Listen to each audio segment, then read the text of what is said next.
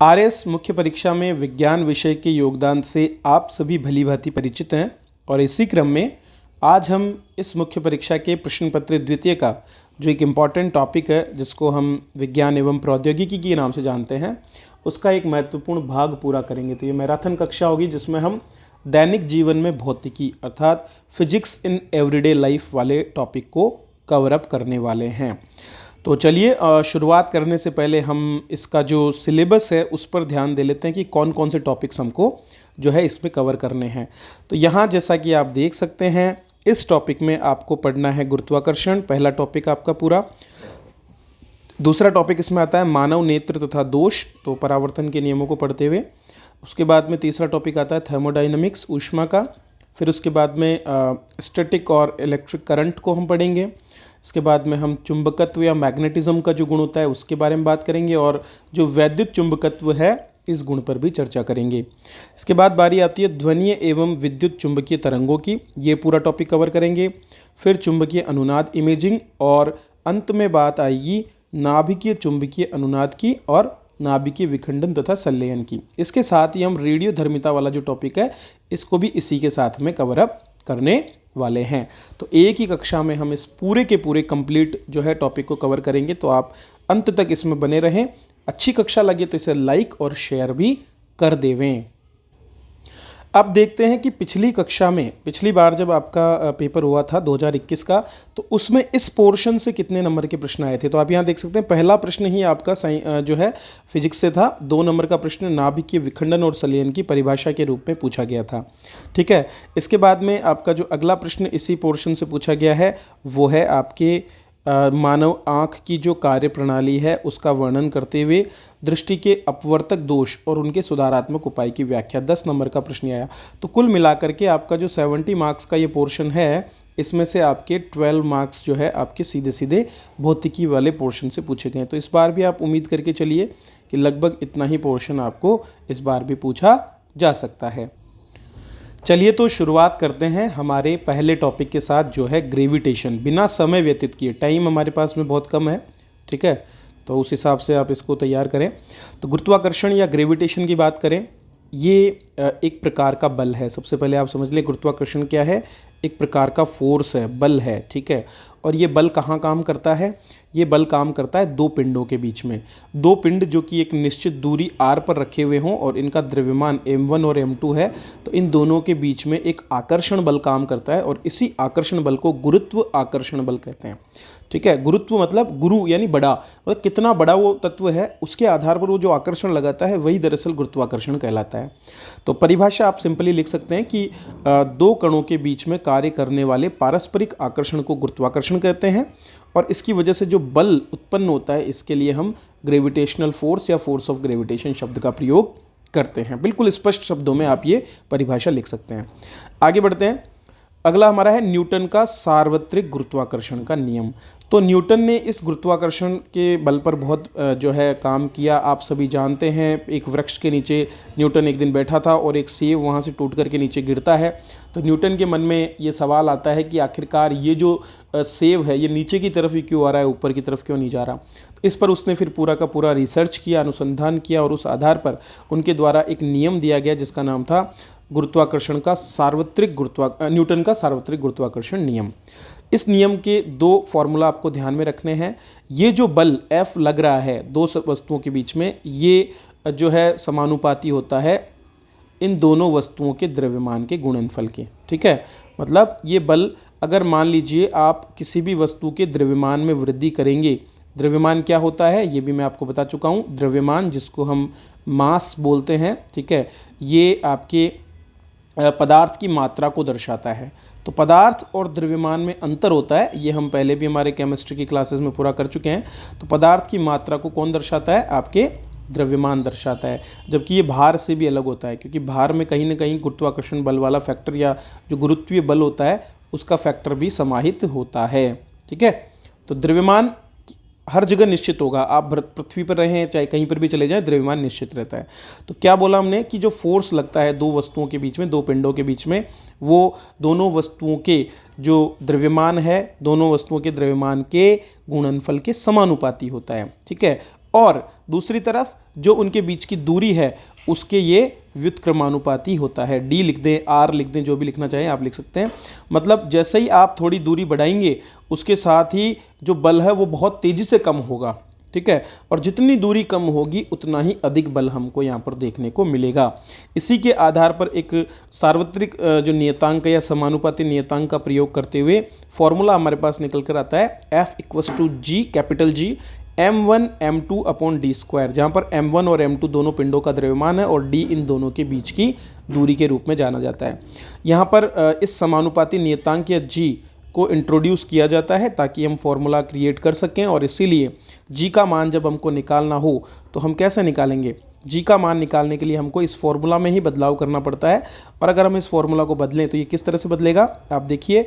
जैसे ही हम g को एक तरफ लाते हैं तो हमारे पास में फॉर्मूला आता है F_d² अपॉन m1 m2, ठीक है। अब आप यहाँ देखिए ये g की वैल्यू लगभग हर एक जो तत्व है उसके लिए बराबर है, और इसका मान कितना है 6.67 इंटू 10⁻⁻11, मतलब इसको हम ऐसा भी लिख सकते हैं 6.67 divided by 10⁻11 newton metre square divided by kg square. ऐसा क्यों किया हमने, क्योंकि आप देखिए फोर्स का जो मात्रक है वो न्यूटन होता है, ठीक है। दूरी का मात्रक क्या होता है मीटर, और उसका स्क्वायर है तो न्यूटन मीटर स्क्वायर हमने रखा, और नीचे डिवाइडेड m1 m2 है तो द्रव्यमान का मात्रक केजी में लिया जाता है, तो हमने इसका फॉर्मूला बना दिया newton metre square divided by 2 बार है m1 इंटू m2 है ना, तो केजी का स्क्वायर हो जाएगा। या फिर इसको हम यूँ भी लिख सकते हैं न्यूटन मीटर स्क्वायर केजी का नेगेटिव स्क्वायर, ठीक है। तो इस तरह से nm square KG negative square है, फिर बोलते हैं न्यूटन मीटर स्क्वायर प्रति किग्रा का वर्ग। इस तरह से आप इसको लिख सकते हैं।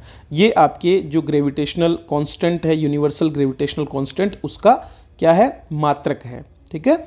और इसकी वैल्यू कितनी है 6.67 डिवाइडेड बाई 10⁻11। अब आप देखो किसी संख्या में आप 6.67 में जब 10 की घात 11 मतलब 1 के आगे आप 11 जीरो लगा दीजिए, इतनी बड़ी संख्या का भाग देंगे तो ये संख्या बहुत ही सूक्ष्म आएगी, बहुत छोटी, और इसीलिए दो वस्तुओं के बीच में, साधारण वस्तुओं के बीच में इस बल को महसूस नहीं किया जा सकता। कब तक, जब तक कि आपके m1 और m2 बहुत ज़्यादा बड़े ना हों। अब जैसे पृथ्वी जैसे पिंडों का m1 और m2 की अगर हम बात करें तो पृथ्वी में जैसे मान लो पृथ्वी का हम m मान लें द्रव्यमान, तो हम किस तरह से फॉर्मूला लिखेंगे m और किसी दूसरी वस्तु का छोटा m या m1 रख लें, तो यहाँ पर ये m की मात्रा बहुत बड़ी हो जाएगी, और जो r होगी उस वस्तु की, जैसे मान लो पृथ्वी पर खड़ा है कोई व्यक्ति, तो उस पर r बिल्कुल नगण्य मान ली जाती है, बिल्कुल जीरो हो जाती है। तो इस तरह से क्या होता है कि यहाँ पर गुरुत्वाकर्षण बल बहुत अच्छी तरीके से काम करता है जब कोई वस्तु पृथ्वी की सतह पर हो। ये ध्यान रखना है कि ये जो पिंडों के बीच की दूरी है ये दोनों वस्तुओं के केंद्र के बीच की दूरी होती है, दोनों के केंद्रों को आपस में मिलाने वाली दूरी, ठीक है। तो इसीलिए हम भी जब इसको निकालते हैं तो पृथ्वी के केंद्र से लेकर के और फिर सतह तक हम इसकी मात्रा को ज्ञात करने का प्रयास करते हैं। तो ये है आपकी गुरुत्वाकर्षण का जो नियम है, सार्वत्रिक गुरुत्वाकर्षण का नियम। बेसिक चीज़ें हैं, 2-3 लाइनें आपको याद रखना है। आकर्षण बल दोनों के पिंडों के बीच की जो गुणनफल है उसके समानुपाती है, दोनों के बीच की जो दूरी है उसके वर्ग के व्युत्क्रमानुपाती है, और उसी आधार पर हमारा ये फॉर्मूला निकल करके बाहर आता है। चलिए आगे बढ़ते हैं हमारे अगले टॉपिक की तरफ, जो कि है गुरुत्वीय त्वरण, ठीक है। तो गुरुत्वीय त्वरण क्या है, दरअसल कोई भी वस्तु, जैसे पृथ्वी एक पिंड है और उसके पास में कोई दूसरी वस्तु है, जैसे कि पृथ्वी का हमने द्रव्यमान m मान लिया और दूसरा पिंड जो है उसका द्रव्यमान m मान लिया, ठीक है, स्मॉल m। तो क्या होगा कि ये बड़ी वस्तु चूंकि इसका द्रव्यमान अधिक है तो ये क्या करेगी, बल लगाएगी इस वस्तु की तरफ और दूरी को कम करने का प्रयास करेगी। तो ऐसे में इस वस्तु पर एक त्वरण उत्पन्न होगा। अगर कोई बाह्य अदर कोई बल नहीं लग रहा है इस पर, तो ऐसी परिस्थिति में पृथ्वी इसको अपनी ओर खींचेगी, क्योंकि पृथ्वी का द्रव्यमान क्या है, ज़्यादा है। तो जिस वस्तु का द्रव्यमान ज़्यादा है वो ऑटोमेटिकली उस वस्तु को अपनी तरफ खींचना शुरू कर देती है, जैसे ही वो उसके गुरुत्वाकर्षण प्रभाव में आता है, इस प्रकार से, ठीक है। तो अब हम जानते हैं कि फोर्स या बल का जो मात्रक है वो होता है द्रव्यमान इंटू त्वरण, ठीक है। ये हमने न्यूटन के जो नियम है उनके अंदर आपने पढ़ा होगा बेसिकली। तो वहाँ पर फोर्स का नियम क्या आता है, मास इंटू एक्सेलरेशन। अब यहाँ पर हम F की वैल्यू हमारे पिछले इस फॉर्मूला से रखते हैं Gm into small m divided by r square. R क्या है, पृथ्वी के केंद्र से लेकर वस्तु के बीच की दूरी। यहाँ पर आप m से m को कैंसिल कर सकते हैं, और इसीलिए जो a आता है वो आता है G capital M divided by r square. तो जो गुरुत्वीय त्वरण है, ठीक है, एक्सेलरेशन, ग्रेविटेशनल एक्सेलरेशन जो है वो आपके क्या होता है, हमेशा गुरुत्वीय नियतांक और जो पृथ्वी का आपका जो मास है और उस वस्तु से उसकी दूरी, इन सब के एक फॉर्मूला के रूप में हमारे सामने आता है। तो पृथ्वी का मास चूंकि नियतांक है और जी भी यहाँ पर नियतांक है, ठीक है, और आर को हम अक्सर नगण्य मान लेते हैं, ठीक है, क्यों? क्योंकि आर भी कांस्टेंट है। पृथ्वी के केंद्र से लेकर यहाँ तक की दूरी हम जानते हैं लगभग 6400 किलोमीटर के करीब है, और ऊपर धरातल पर अगर मान लो कोई 2, 5, 10, 15, 20 किलोमीटर तक कोई वस्तु है तो उसको हम नगण्य ही मान सकते हैं। इसीलिए हम ए की वैल्यू जो है जी के रूप में निकालते हैं 9.8 के करीब, ठीक है। तो ये एक फिक्स वैल्यू के रूप में हमारे पास में आता है। लेकिन ये कब होता है? जब पास में वस्तु हो। अगर कोई बहुत दूर वस्तु हो तो ऐसी परिस्थिति में फिर हमको क्या करना पड़ेगा? फिर हमको इस डिस्टेंस को देख करके और उस हिसाब से इसका मान निकालना पड़ेगा, क्योंकि जो आर है ये दोनों पिंडों के बीच की दूरी है, और अगर इस ऊपर वाली दूरी को अगर आप बढ़ाते हैं तो ऑटोमेटिकली फिर आपके जो एक्सेलरेशन है उसकी वैल्यू कम हो जाएगी। इसीलिए पृथ्वी से दूर अगर कोई पिंड है तो उस पर एक्सेलरेशन कम होता है, और जैसे जैसे वो पृथ्वी के पास आता है तो एक्सेलरेशन उसमें बढ़ता हुआ हमको मिलता है, ठीक है। तो अगर हम गुरुत्वीय त्वरण की बात करें तो ये पूरा का पूरा कंप्लीट हमारा फॉर्मूला निकल करके यहाँ से आता है। क्लियर? इसका भी हम फॉर्मूला आराम से निकाल सकते हैं। जी का आप निकाल लीजिए मात्रक, एम का निकाल लीजिए, आर स्क्वायर का आपको फॉर्मूला मिल जाएगा। वैसे ए का फॉर्मूला जो एक्सेलरेशन है उसका फॉर्मूला हम सब जानते भी हैं। चलिए, इसी के आधार पर हम मुक्त पतन या फ्री फॉल को समझने की कोशिश भी करते हैं, ठीक है। तो गुरुत्व के प्रभाव के कारण जब भी गुरुत्वीय बल हमारी वस्तुओं पर लगता है उसी वजह से वस्तुएं पृथ्वी की तरफ आती है, जब तक वो गुरुत्वाकर्षण क्षेत्र में है। जैसे ही गुरुत्वाकर्षण क्षेत्र से बाहर निकलती हैं उस पर कोई बल नहीं लगता है। गुरुत्वाकर्षण हमेशा नीचे की ओर लगता है, एक्चुअल में नीचे की ओर नहीं लगता। जैसे मान लीजिए पृथ्वी है और ये कोई पिंड है तो ये इधर जा रहा है तो पृथ्वी की ओर लगता है। लेकिन जब हम यहाँ खड़े हैं ना, तो मनुष्य जब खड़ा है, मान लो इस जगह पर खड़ा है, तो वो इस तरह से खड़ा है, ना कि सीधा। हमेशा हम इस तरह से खड़े होते हैं, तो इसलिए हमको क्या लगता है कि वो नीचे की तरफ आ रहा है, लेकिन वो नीचे की तरफ नहीं होता, वो पृथ्वी के केंद्र की तरफ होता है। तो जी हमेशा ऊर्ध्वाधर पृथ्वी के केंद्र की तरफ काम करता है, चाहे वस्तु किसी भी दिशा में गति करे। और मान लो कोई वस्तु इधर भी गति कर रही है ना, तो भी ये इधर ही लगेगा, ठीक है। वस्तु इधर गति कर रही है तो भी इधर लगेगा, वस्तु अगर इधर कर रही है तो भी ये पृथ्वी के केंद्र की तरफ ही लगेगा। अगर मान लो किसी वस्तु पर कोई और बल काम नहीं कर रहा किसी भी तरह का, और वो केवल पृथ्वी के त्वरण के साथ में इस बल से ही गिर रही है, तो उसको बोलते हैं फ्री फॉल। ऐसा कब होता है?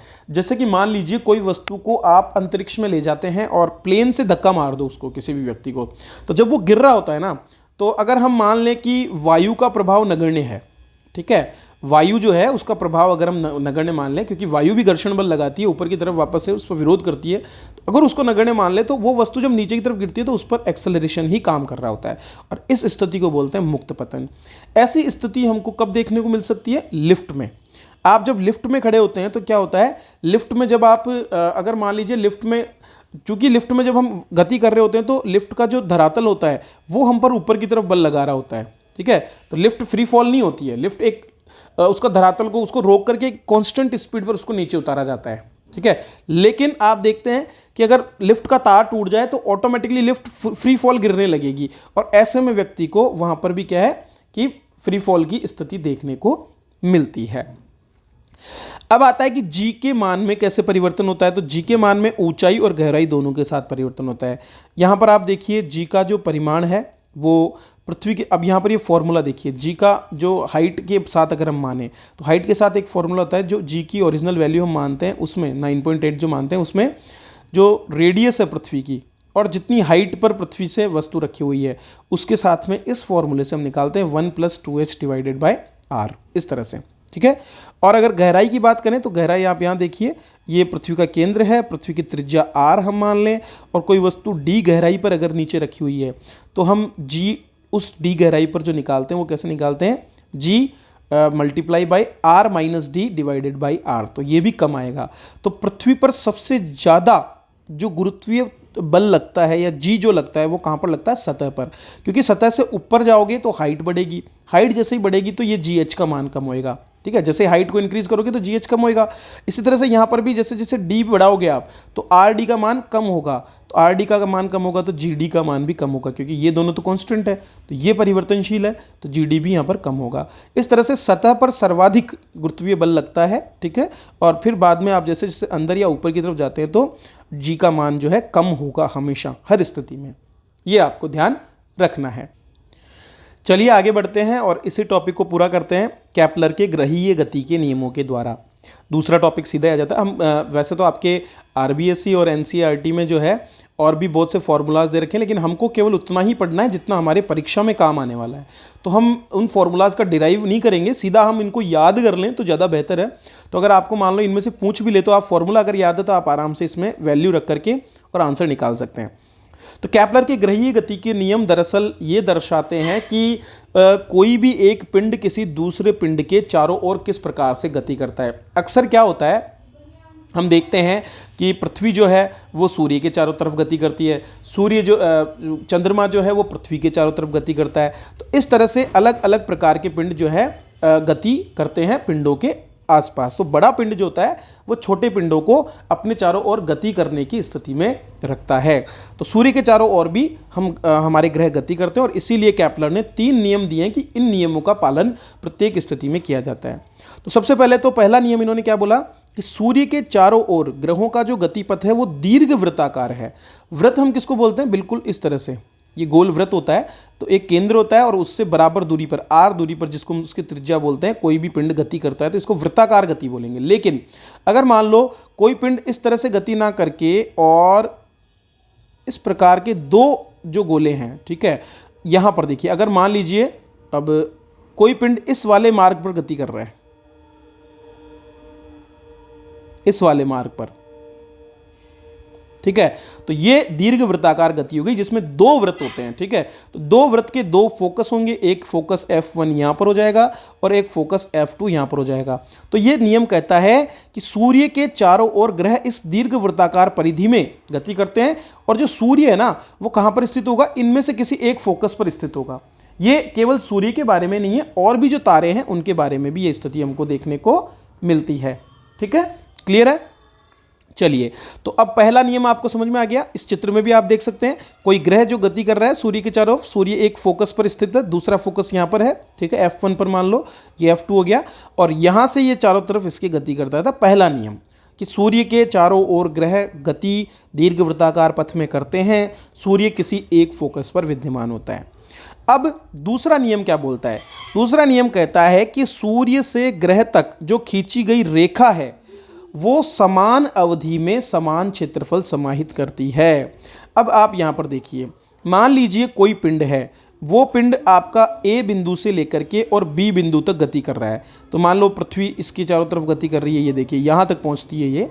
तो इस दौरान इस बिंदु से सूर्य की जो दूरी का जो क्षेत्रफल निर्मित हो रहा है, ये वाला, ये जो क्षेत्रफल निर्मित हो रहा है इस तरह से, ठीक है, इस क्षेत्रफल और अन्य स्थिति में, ठीक है, अन्य स्थिति में उसी अवधि में, मतलब अब यहां पर मान लीजिए ए से बी तक जाने में मान लो टी टाइम लग रहा है, और वही टी टाइम में ये सी से लेकर के डी तक जा रही है।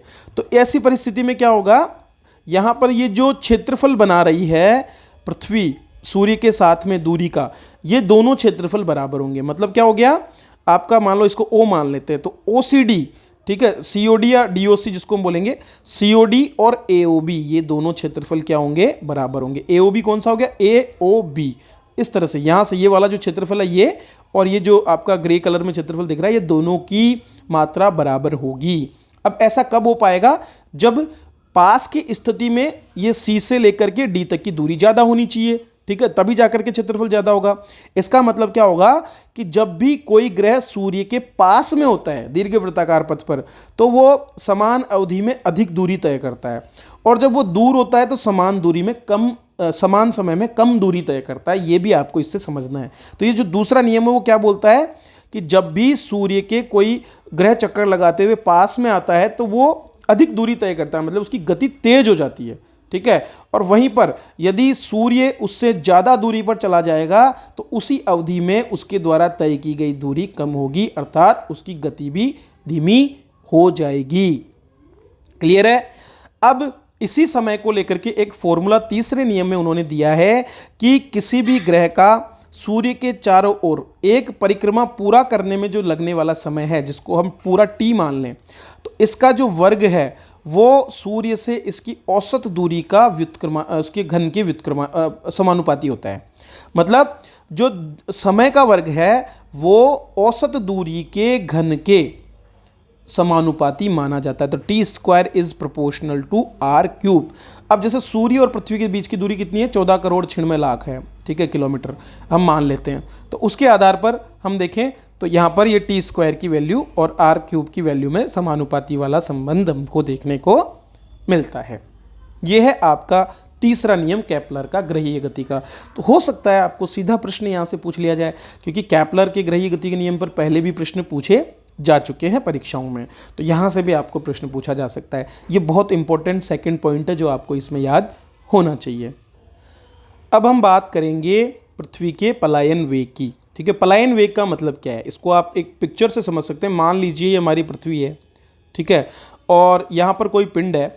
अब हम उसको कितना फोर्स दें कि वो पृथ्वी के गुरुत्वाकर्षण क्षेत्र से बाहर निकल जाए। तो एक फोर्स हमको देना पड़ेगा जिससे कि कोई पिंड, जैसे मान लो हमने यहाँ से इसको फेंका, तो जैसे ही हमने इसको फेंका तो ये फेंकने के बाद में हमारी पृथ्वी का गुरुत्वाकर्षण क्षेत्र मान लो यहाँ तक मान के चलते हैं हम, यहाँ तक इसका गुरुत्वाकर्षण क्षेत्र है।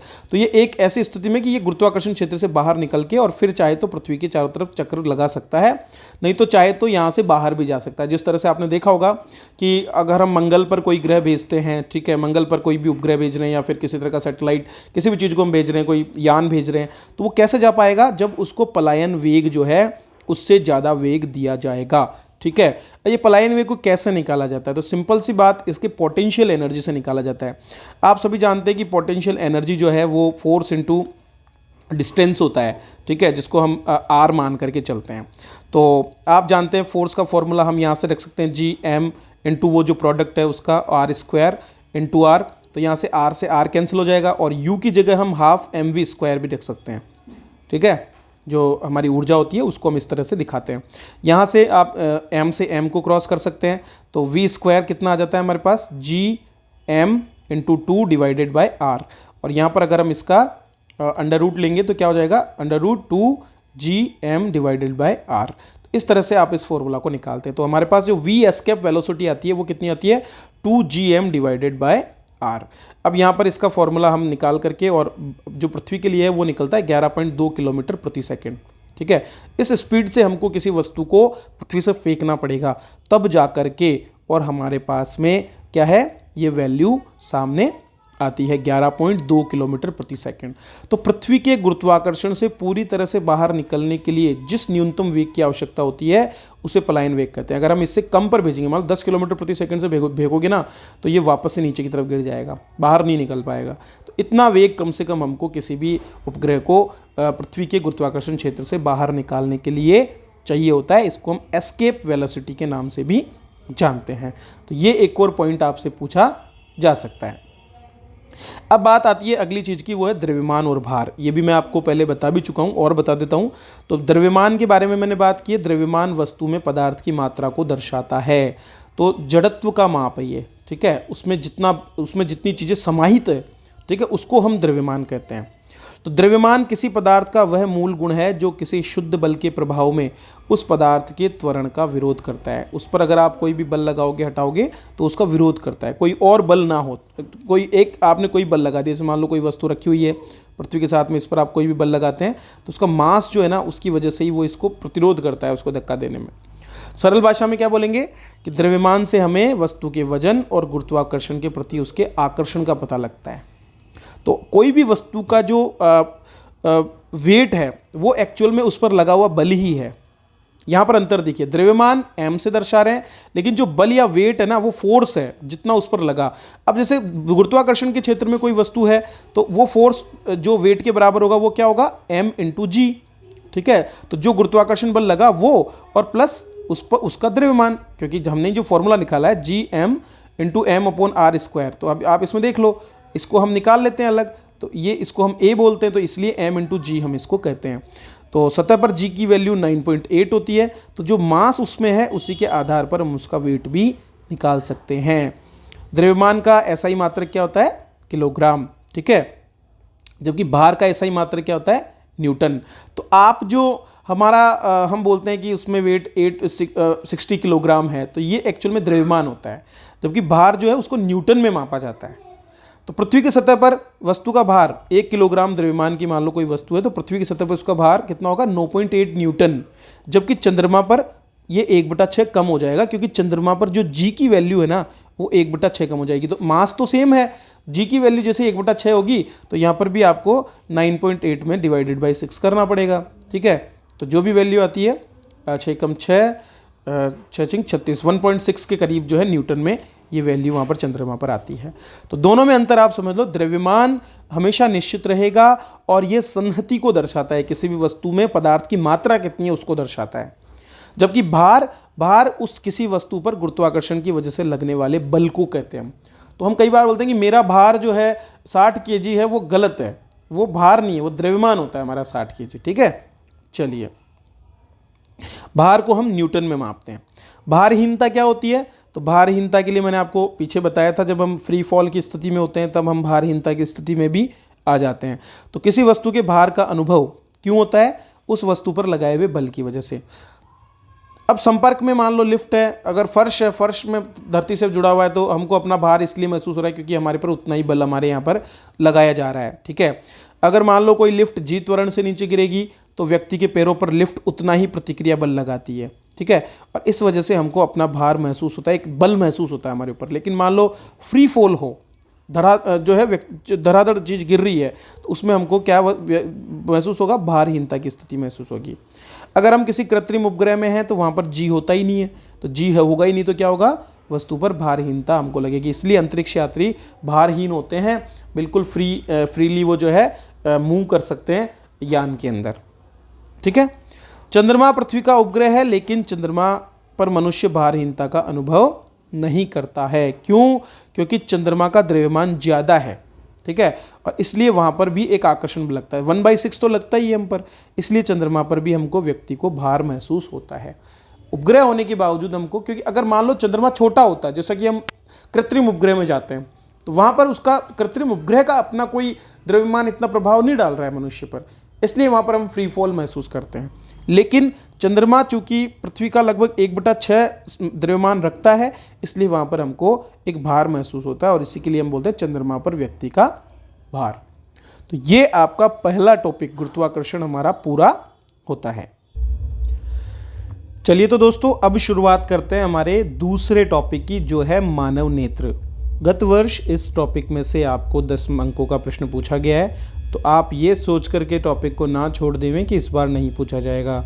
2 अंकों का प्रश्न इस बार भी पूछा जा सकता है, जैसा कि कई बार आपके और सब्जेक्ट में हुआ है, जैसे कि ज्योग्राफी में आप ये देख सकते हैं, तो नुकसान हो जाएगा, इसलिए छोड़ना नहीं है, ठीक है।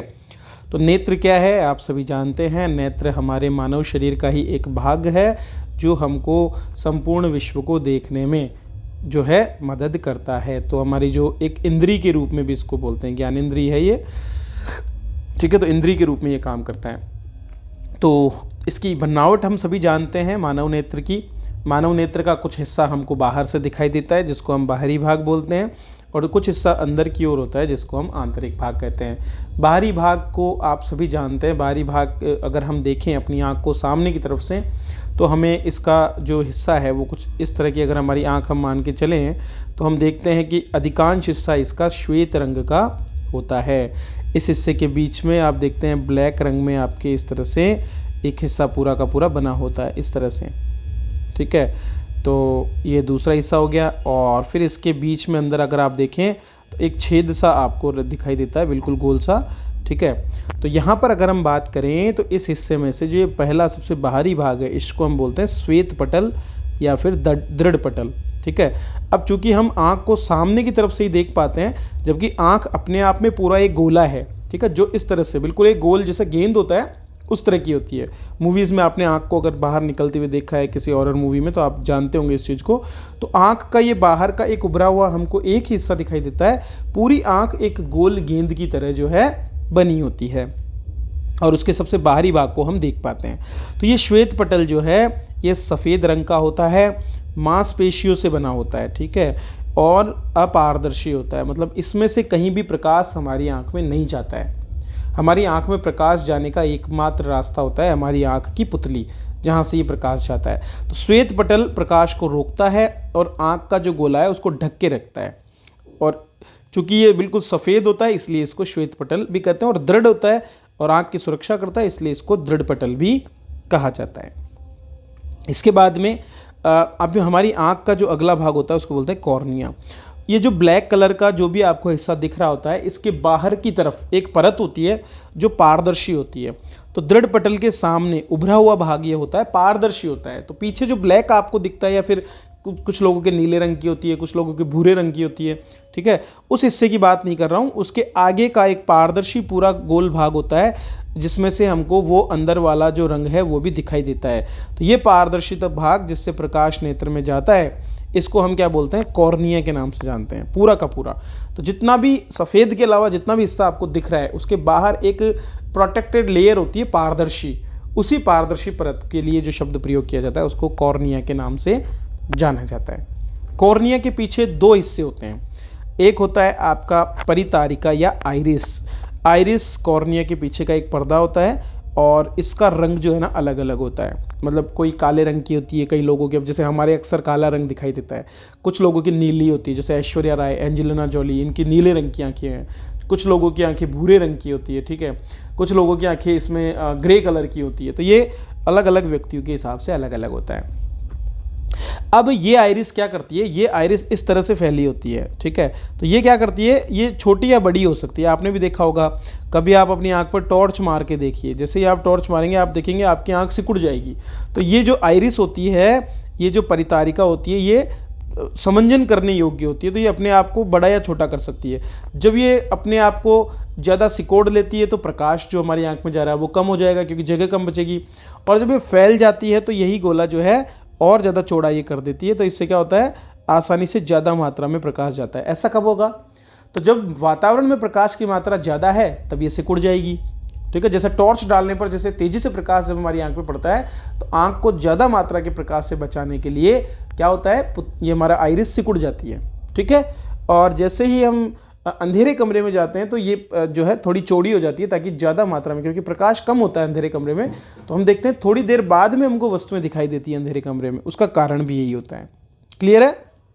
चलिए, इसके अंदर का हिस्सा पुतली कहलाता है। जो बीच में छेद है ना, जो चौड़ा या कम होता है, उस छेद के लिए हम जो शब्द प्रयोग करते हैं उसको बोलते हैं प्यूपिल या फिर पुतली। ये चार हिस्से हो गए। कॉर्निया हमारा सबसे बाहर का हिस्सा हो गया, ये पूरा का पूरा बाहर आपका श्वेत पटल है, ठीक है।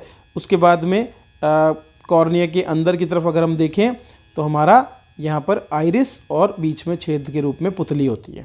क्लियर है। प्रकाश इस प्यूपिल या पुतली से ही प्रवेश करता है।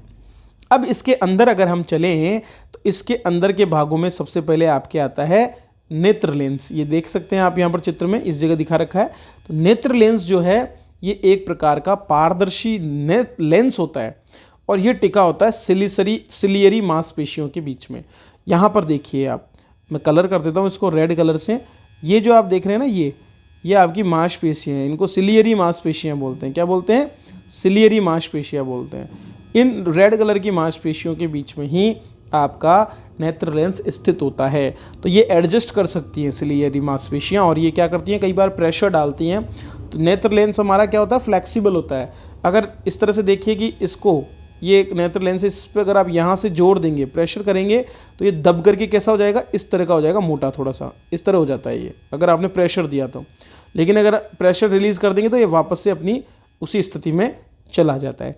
इस तरह से ये क्या कर सकती है, फोकस क्षमता को अपनी को चेंज कर सकता है। क्योंकि आप जानते हैं कि जो है हमारा जो लेंस होता है उसके दो फोकस होते हैं, F1 और F2।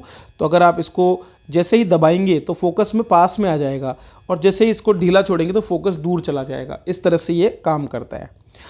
और ये दबाने और छोड़ने का काम कौन करती है, सिलियरी मांसपेशियाँ। तो श्वेत पटल में ही जुड़ी होती है, इनके बीच में नेत्र लेंस होता है, ये दाब डालती है, तब फोकस दूरी को कम या ज़्यादा कर सकते हैं।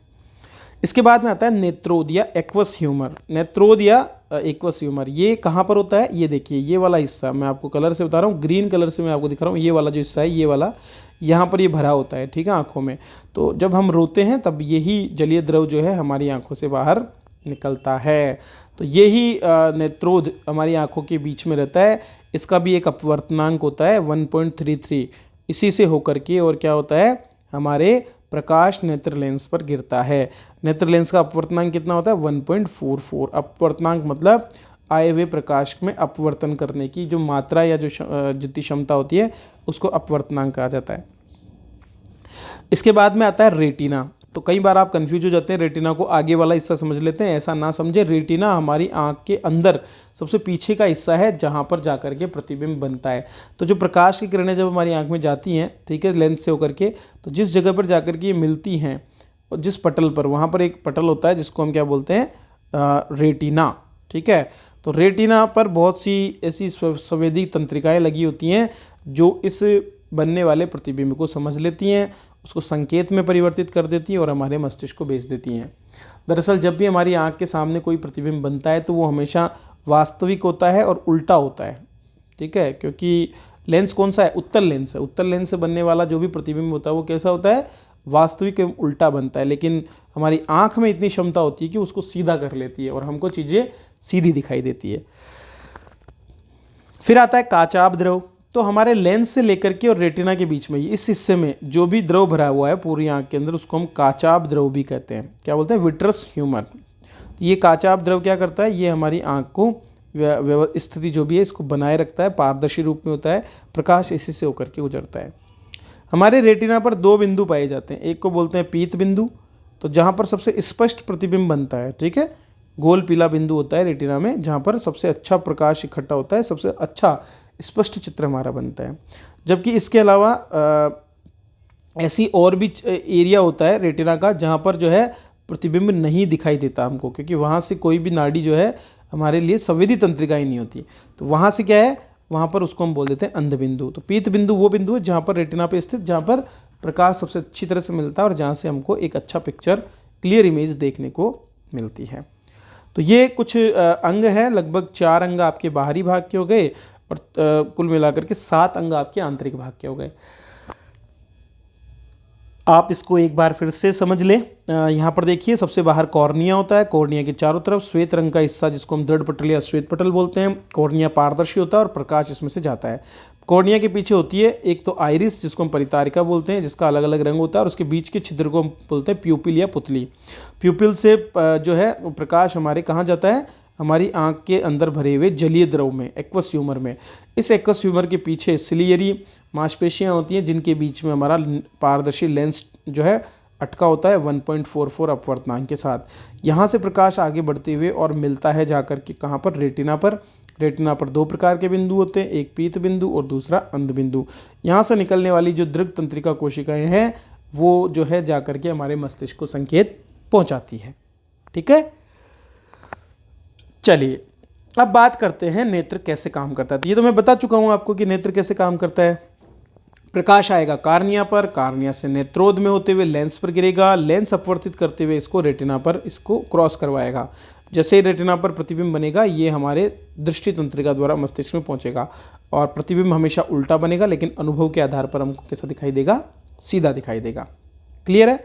अब देखिए आगे आती है आंख की समंजन क्षमता, एडजस्ट करने की एक कैपेसिटी हमारी आंख में होती है, और ये जो समंजन क्षमता है ये हमारे लेंस के आकार की वजह से होती है। लेंस जैसे ही थोड़ा बहुत आगे पीछे खुद को करता है, थोड़ा बहुत इसकी फोकस को चेंज करता है, जो किसकी वजह से होता है, सिलियरी कोशिकाओं की वजह से। तो सिलियरी कोशिकाएं जब इस पर दबाव डालती हैं तो लेंस अपनी फोकस को चेंज करके और प्रकाश को कोशिश करता है रेटिना पर मिलाने की।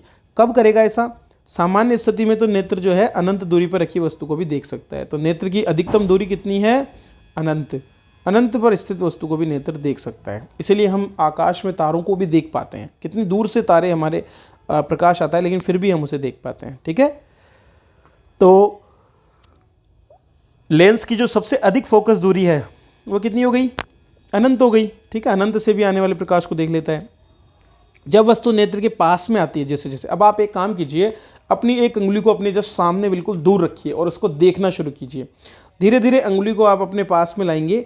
जैसे जैसे आप अंगुली को अपने पास में लाएंगे और अंगुली पर ही ध्यान देंगे तो आप देखेंगे कि आपकी आंखों में दर्द होना शुरू हो जाएगा। ऐसा इसलिए होता है क्योंकि जैसे जैसे आपके अंगुली के पास में कोई वस्तु आती है तो ऐसी परिस्थिति में हमारी जो आँखें हैं उनको प्रतिबिंब को रेटिना पर बनाने के लिए अपनी फोकल दूरी को जो है कम करना पड़ता है, और जब वो ऐसा करती है तो हमारी आंखों पर दबाव पड़ता है।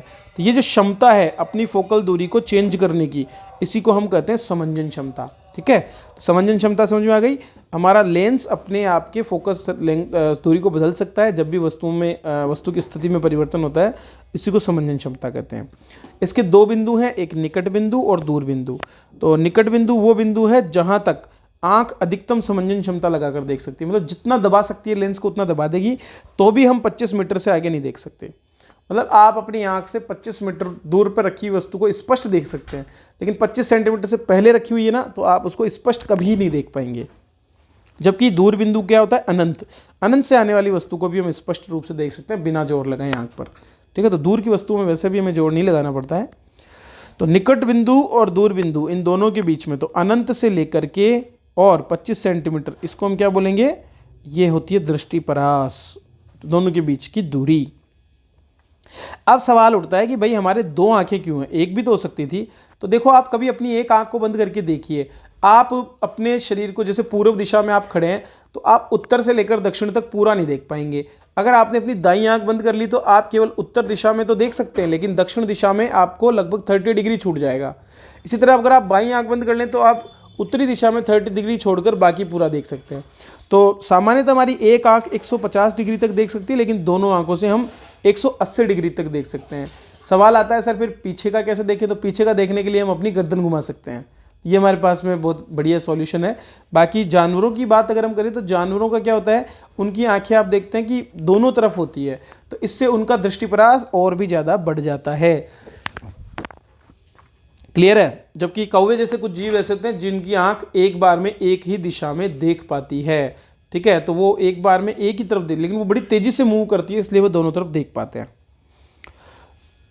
हमारे नेत्रों के बीच में कुछ दूरी भी होती है, और इस दूरी की वजह से क्या होता है, अलग अलग दोनों प्रतिबिंब मिलकर के एक संयुक्त प्रतिबिंब बनाते हैं, और इससे हमको 3D में ये पता चल जाता है कि वस्तु हमसे कितनी दूर है, उसका हम अंदाजा लगा पाते हैं, वो इसीलिए हो पाता है। तो ये हो गई नेत्र की बात। अब आती है नेत्र में होने वाले दोष, डिफेक्ट ऑफ विजन। तो हमारी आंखों में अलग अलग कारणों की वजह से जो है हमको देखना कम हो जाता है। पहला कारण तो होता है आंख ही फूट जाए, लेकिन आंख फूट जाने पर कोई उसका सॉल्यूशन नहीं है, क्योंकि जब आंख खराब ही हो गई, फूट गई, तो हम उसका कुछ नहीं कर सकते, पूरा सिस्टम ही बिगड़ जाएगा। लेकिन और भी छोटी मोटी चीज़ें होती है जो लेंस से जुड़ी होती है, जो हमारे कॉर्निया से जुड़ी हो सकती है, उनका हम इलाज भी कर सकते हैं। तो पहला होता है निकट दृष्टि दोष। 3 तरह के दोष है, मायोपिया, हाइपरमेट्रोपिया और प्रेस्बोपिया। ठीक है, तो जो निकट दृष्टि दोष या मायोपिया है, इसमें देखो आप नाम से कंफ्यूज मत होना। निकट दृष्टि दोष, इसके 2 अर्थ निकालिए आप। इसका मतलब है कि निकट ही बन जाता है। क्या बन जाता है? निकट ही प्रतिबिंब बन जाता है। तो प्रतिबिंब जो बन रहा होता है वो रेटिना पर न बन करके पहले ही हमारे जो काचाभ द्रव भरा होता है उसके अंदर ही जा करके और बन जाता है। ये किसके लिए होता है? अनंत से आने वाली वस्तुओं के लिए, मतलब दूर से आने वाली वस्तुओं के। तो दूर से आने वाली वस्तुएं हमको साफ नहीं दिखाई देगी। तो निकट दृष्टि दोष में निकट की वस्तुएं साफ दिखाई देगी, लेकिन दूर से आने वाली वस्तुएं साफ नहीं दिखाई देगी। क्यों? क्योंकि इस दोष में प्रतिबिंब निकट ही बन जाता है। ठीक है, तो ये ध्यान रखना है। इसका उपाय क्या है, कारण क्या है? कारण होता है पहला तो गोलाई बढ़ने से, फोकस दूरी घट जाए। तो अगर फोकस दूरी अगर लेंस की घट जाएगी, ठीक है, तो लेंस का प्रतिबिंब जो है वो पहले ही बन जाएगा। जैसे देखो यहाँ पर फोकस दूरी घटने से क्या हुआ, लेंस का प्रतिबिंब पहले ही बन गया, ज़्यादा अपवर्तन हो जाएगा। अगर मान लो अभी पहले नॉर्मल ये हमारा लेंस है, अब हमारा लेंस इस तरह से हो जाए तो क्या होगा, अब अपवर्तन ज़्यादा होगा, तो पहले ही बिंदु पर क्रॉस कर जाएगा, और इस तरह से हमको चित्र जो है वो नहीं दिखाई देता है, अनंत से आती हुई दिखाई देगी हमको जो है किरणें। लेकिन प्रतिबिंब तो यहीं पड़ा है, इसलिए हम क्या करते हैं, इसमें एक अवतल लेंस का प्रयोग करते हैं। अवतल लेंस का काम क्या होता है, वो क्या करता है, किरणों को जो है अपवर्तित करता है दूर की तरफ।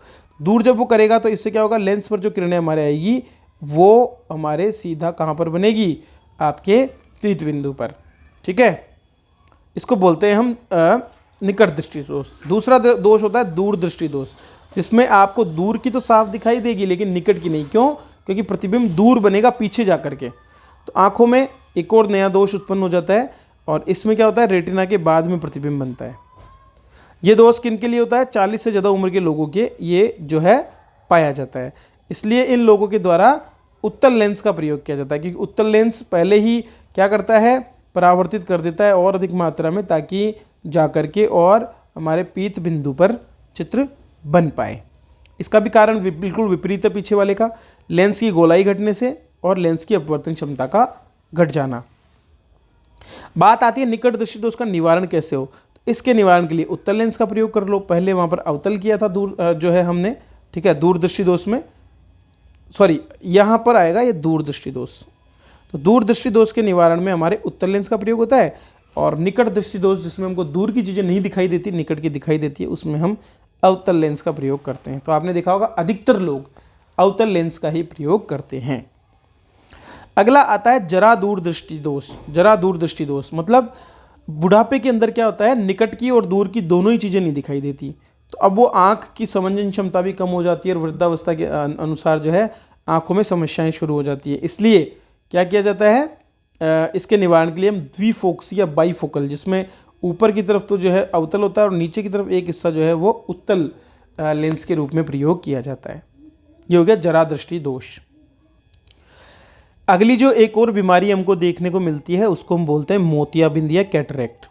तो मोतियाबिंद भी जो है हमारी आंखों का एक सामान्य रोग है, ठीक है, और कब होता है, ज़्यादातर लेट एज में, जब हम बूढ़े होने लगते हैं धीरे धीरे, तब हमारे ये मोतियाबिंद होता है।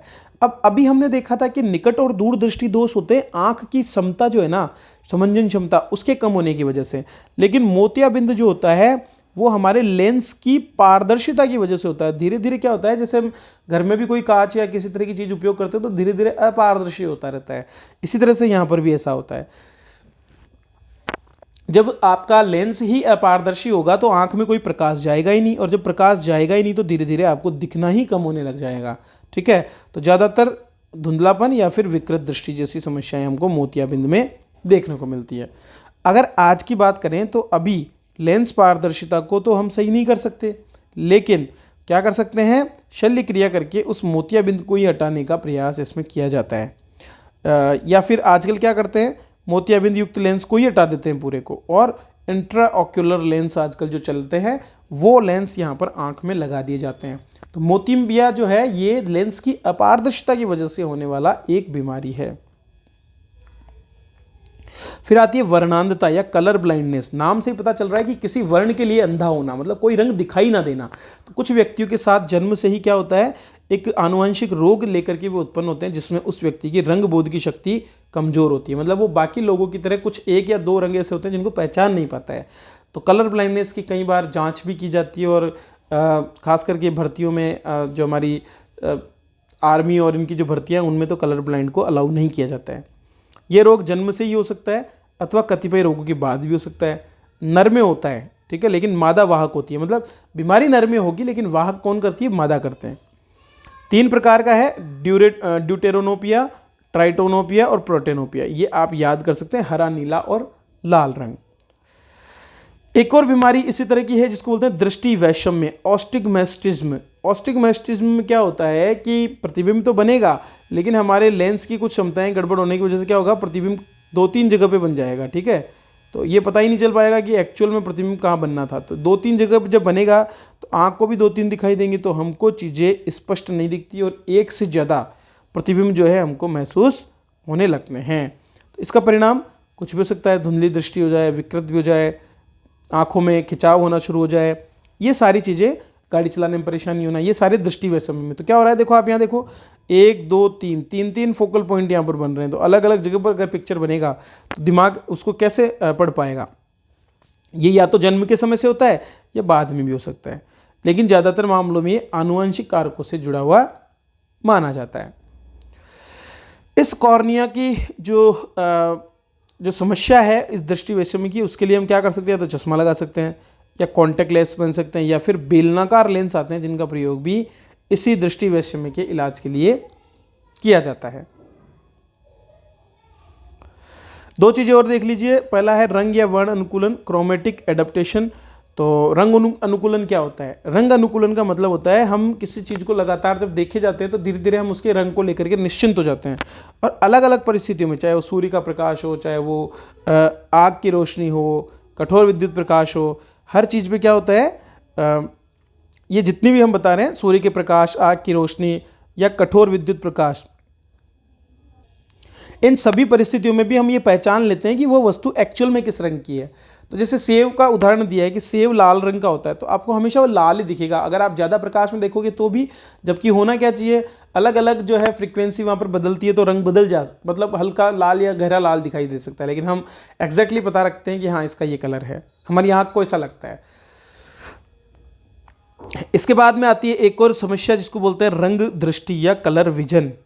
तो कुछ जीवों में जो है प्रकाश में जो अलग अलग तरंगदैर्घ्य या आवृत्ति होती है उसको वो अंतर को भांप जाते हैं, ठीक है, समझ लेते हैं कि इस प्रकाश में ये अंतर है।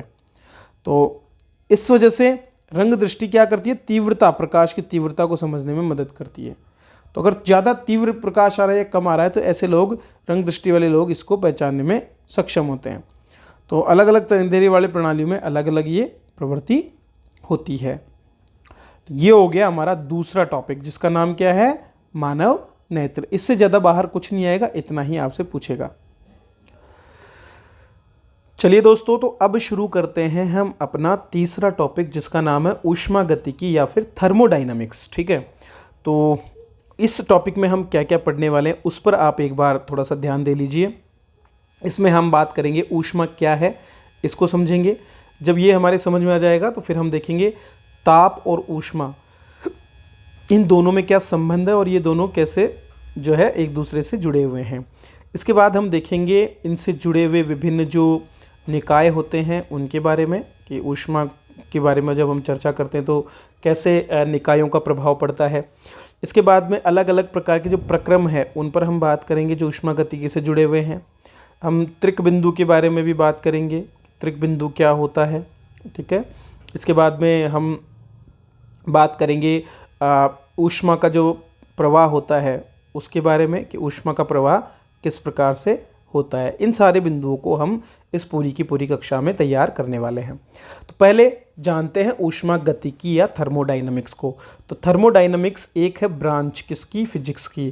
थर्मोडायनामिक्स के अंतर्गत बात की जाती है ऊष्मा की, इसमें बात की जाती है ताप की। तो टेम्परेचर, ठीक है, और ऊष्मा, इन दोनों के बारे में जिस भी ब्रांच में बात होती है, जहाँ पर इसके अवधारणाओं का विवेचना की जाती है और इसके रूपांतरण विभिन्न प्रकार की ऊर्जाओं में उसकी बात की जाती है, उसको हम ऊष्मागतिकी के रूप में देखते हैं। इसके जितने भी नियम हैं उसमें ऊष्मा का प्रवाह एक निकाय से दूसरे निकाय में, ऊष्मा से होने वाले कार्यों और जो आंतरिक ऊर्जा है उसके बीच में संबंध को ये दर्शाते हैं। तो सबसे पहले ऊष्मा और ताप की संकल्पना को समझते हैं। उससे पहले आप एक चीज़ समझिए, उसको बोलते हैं, जस्ट अ मिनट, इसको बोलते हैं हम, जैसे आपने देखा होगा कि एक ऊंचाई है, मान लीजिए कि 100 मीटर है, और उसके बाद में आप 10 मीटर की एक ऊंचाई ले लेते हैं और इसके बीच में एक लगा देते हैं आप फिसलने योग्य वस्तु। तो मान लीजिए कि आप क्या करते हैं, ये 10 मीटर, ये 100 मीटर, ये हाइट हो गई। आपने क्या किया, कोई वस्तु यहाँ पर रखी हुई है। अब आप जब इस वस्तु को यहाँ पर देखते हैं तो आप देखते हैं कि इसकी गतिज ऊर्जा तो शून्य होती है और इसकी एक स्थितिज ऊर्जा होती है इस जगह पे रखी होने के कारण। अगर यहाँ से आप इसको छोड़ दें तो एक बल इस पर काम करेगा, गुरुत्वाकर्षण, और इससे ये वस्तु यहाँ से निकल करके यहाँ आ जाएगी। जब ये वस्तु यहाँ पर आएगी तो क्या होगा, यहाँ पर इसकी स्थितिज ऊर्जा तो हो जाएगी कम, लेकिन इसकी एक वेलोसिटी की वजह से गतिज ऊर्जा इसमें आ जाएगी, ठीक है। तो इस प्रकार से क्या होता है, वस्तु में स्थितिज ऊर्जा बदल जाती है गतिज ऊर्जा में। तो हमने देखा ऊर्जा का यहाँ पर क्या हुआ, अगर हम स्थितिज ऊर्जा की बात करें तो यहाँ पर जितनी थी वो यहाँ पर कम हो गई, यहाँ पर गतिज ऊर्जा जो थी वो यहाँ पर बढ़ गई। तो हम देख रहे हैं ना कि यहाँ की स्थिति से यहाँ की स्थिति पे आते आते ऊर्जा के मान में अंतर हमको देखने को मिल रहा है। ऐसा ही होता है ऊष्मा के मामले में। क्या होता है, अलग अलग ताप, जैसे मान लीजिए 100 डिग्री सेल्सियस तापमान वाली किसी वस्तु और 10 डिग्री सेल्सियस तापमान वाली किसी वस्तु को या निकाय को जब हम पास में लाएंगे तो क्या होगा, हमेशा अधिक से कम तापमान वाली वस्तु की ओर ऊष्मा जो है उसका प्रवाह होना शुरू हो जाएगा।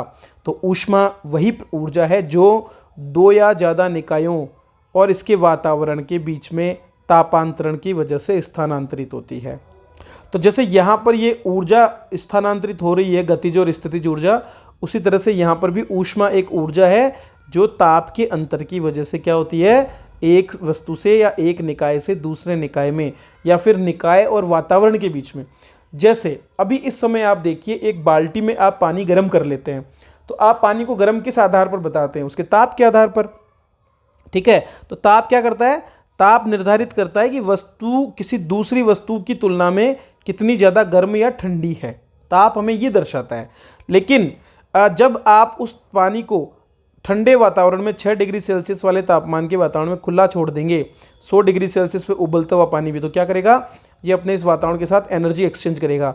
वातावरण में एनर्जी कहाँ से कहाँ जाएगी, बाल्टी से जाएगी वातावरण की ओर, क्योंकि कम कहाँ पर है, वातावरण में, ज़्यादा किस में है, बाल्टी में। तो ताप का ये जो, जब तक ये एनर्जी का ट्रांसफर होता रहेगा, जब तक कि दोनों का जो तापमान समान नहीं हो जाए। मतलब वातावरण का तापमान अगर 6 डिग्री सेल्सियस तो वातावरण तो अनंत है, तो इतने बड़े वातावरण में तो कोई उसके ताप पर फर्क पड़ेगा नहीं। लेकिन जो बाल्टी का तापमान है वो भी जब 6 डिग्री सेल्सियस पर आ जाएगा तब तक ऊर्जा का ट्रांसफर होता रहेगा। तो ताप और ऊष्मा में अंतर क्या है, ताप क्या है, ताप निर्धारित करता है कि वस्तु तापीय साम्य में है या नहीं है। अगर तापीय साम्य में नहीं है तो दो निकायों का ताप में अंतर होता है। ठीक है, तो वो दर्शाता है वस्तु कितनी गर्म है, कितनी ठंडी है, उष्णता। ठीक है, उष्णता किसको बोल रहे हैं, गर्म या ठंडे होने को। तो वस्तु की उष्णता को दर्शाने का काम ताप करता है। जबकि ऊष्मा क्या है, ऊष्मा एक प्रकार की ऊर्जा है जो दो निकायों के बीच या निकाय और वातावरण के बीच में तापांतर की वजह से स्थानांतरित होती है। क्लियर है। ताप का मात्रक हमारे पास में अलग अलग होते हैं। ताप को हम सेल्सियस में नापते हैं, ताप को हम फ़ारेनहाइट में भी नापते हैं, ठीक है, ताप को हम केल्विन में भी नापते हैं। जबकि ऊष्मा को मापते हैं हम कैलोरी में। कैलोरी की परिभाषा भी हम देख सकते हैं। एक कैलोरी की अगर हम बात करें तो एक कैलोरी को हम इस तरह से पढ़ें कि 1 ग्राम जल ले लीजिए। आपके पास में 1 ग्राम जल है और इसका तापमान आप 14.5 डिग्री से लेकर 15.5 डिग्री सेल्सियस तक बढ़ाना चाहते हैं। मतलब 1 डिग्री सेल्सियस तापमान आप उसका बढ़ाना चाहते हैं। इसके लिए जितनी आवश्यक ऊष्मा या ऊर्जा आपको उस निकाय को देनी पड़ेगी, उस जल को देनी पड़ेगी, उसी के लिए हम शब्द का प्रयोग करते हैं क्या, 1 कैलोरी। ठीक है, तो यहाँ पर आपको याद कर लेना है, कैलोरी ऊष्मा का मात्रक और सेल्सियस, फ़ारेनहाइट या केल्विन ताप का मात्रक होता है। अब इस कैलोरी को भी अलग अलग रूपों में दर्शा सकते हैं। जैसे जूल में, तो 1 कैलोरी में 4.18 जूल होता है। ठीक है, जूल भी हमारा इसका मात्रक है ऊष्मा का। इसी तरह से हम किलो कैलोरी बता सकते हैं। तो जैसे 1 किलोग्राम में 1000 ग्राम होते हैं, उसी तरह से 1 किलो कैलोरी में आपके कितना, 1000 कैलोरी होता है। ये आपको ध्यान रखना है। क्लियर है। तो ये हो गया हमारे ऊष्मा और ताप की संकल्पना, दोनों में क्या अंतर है।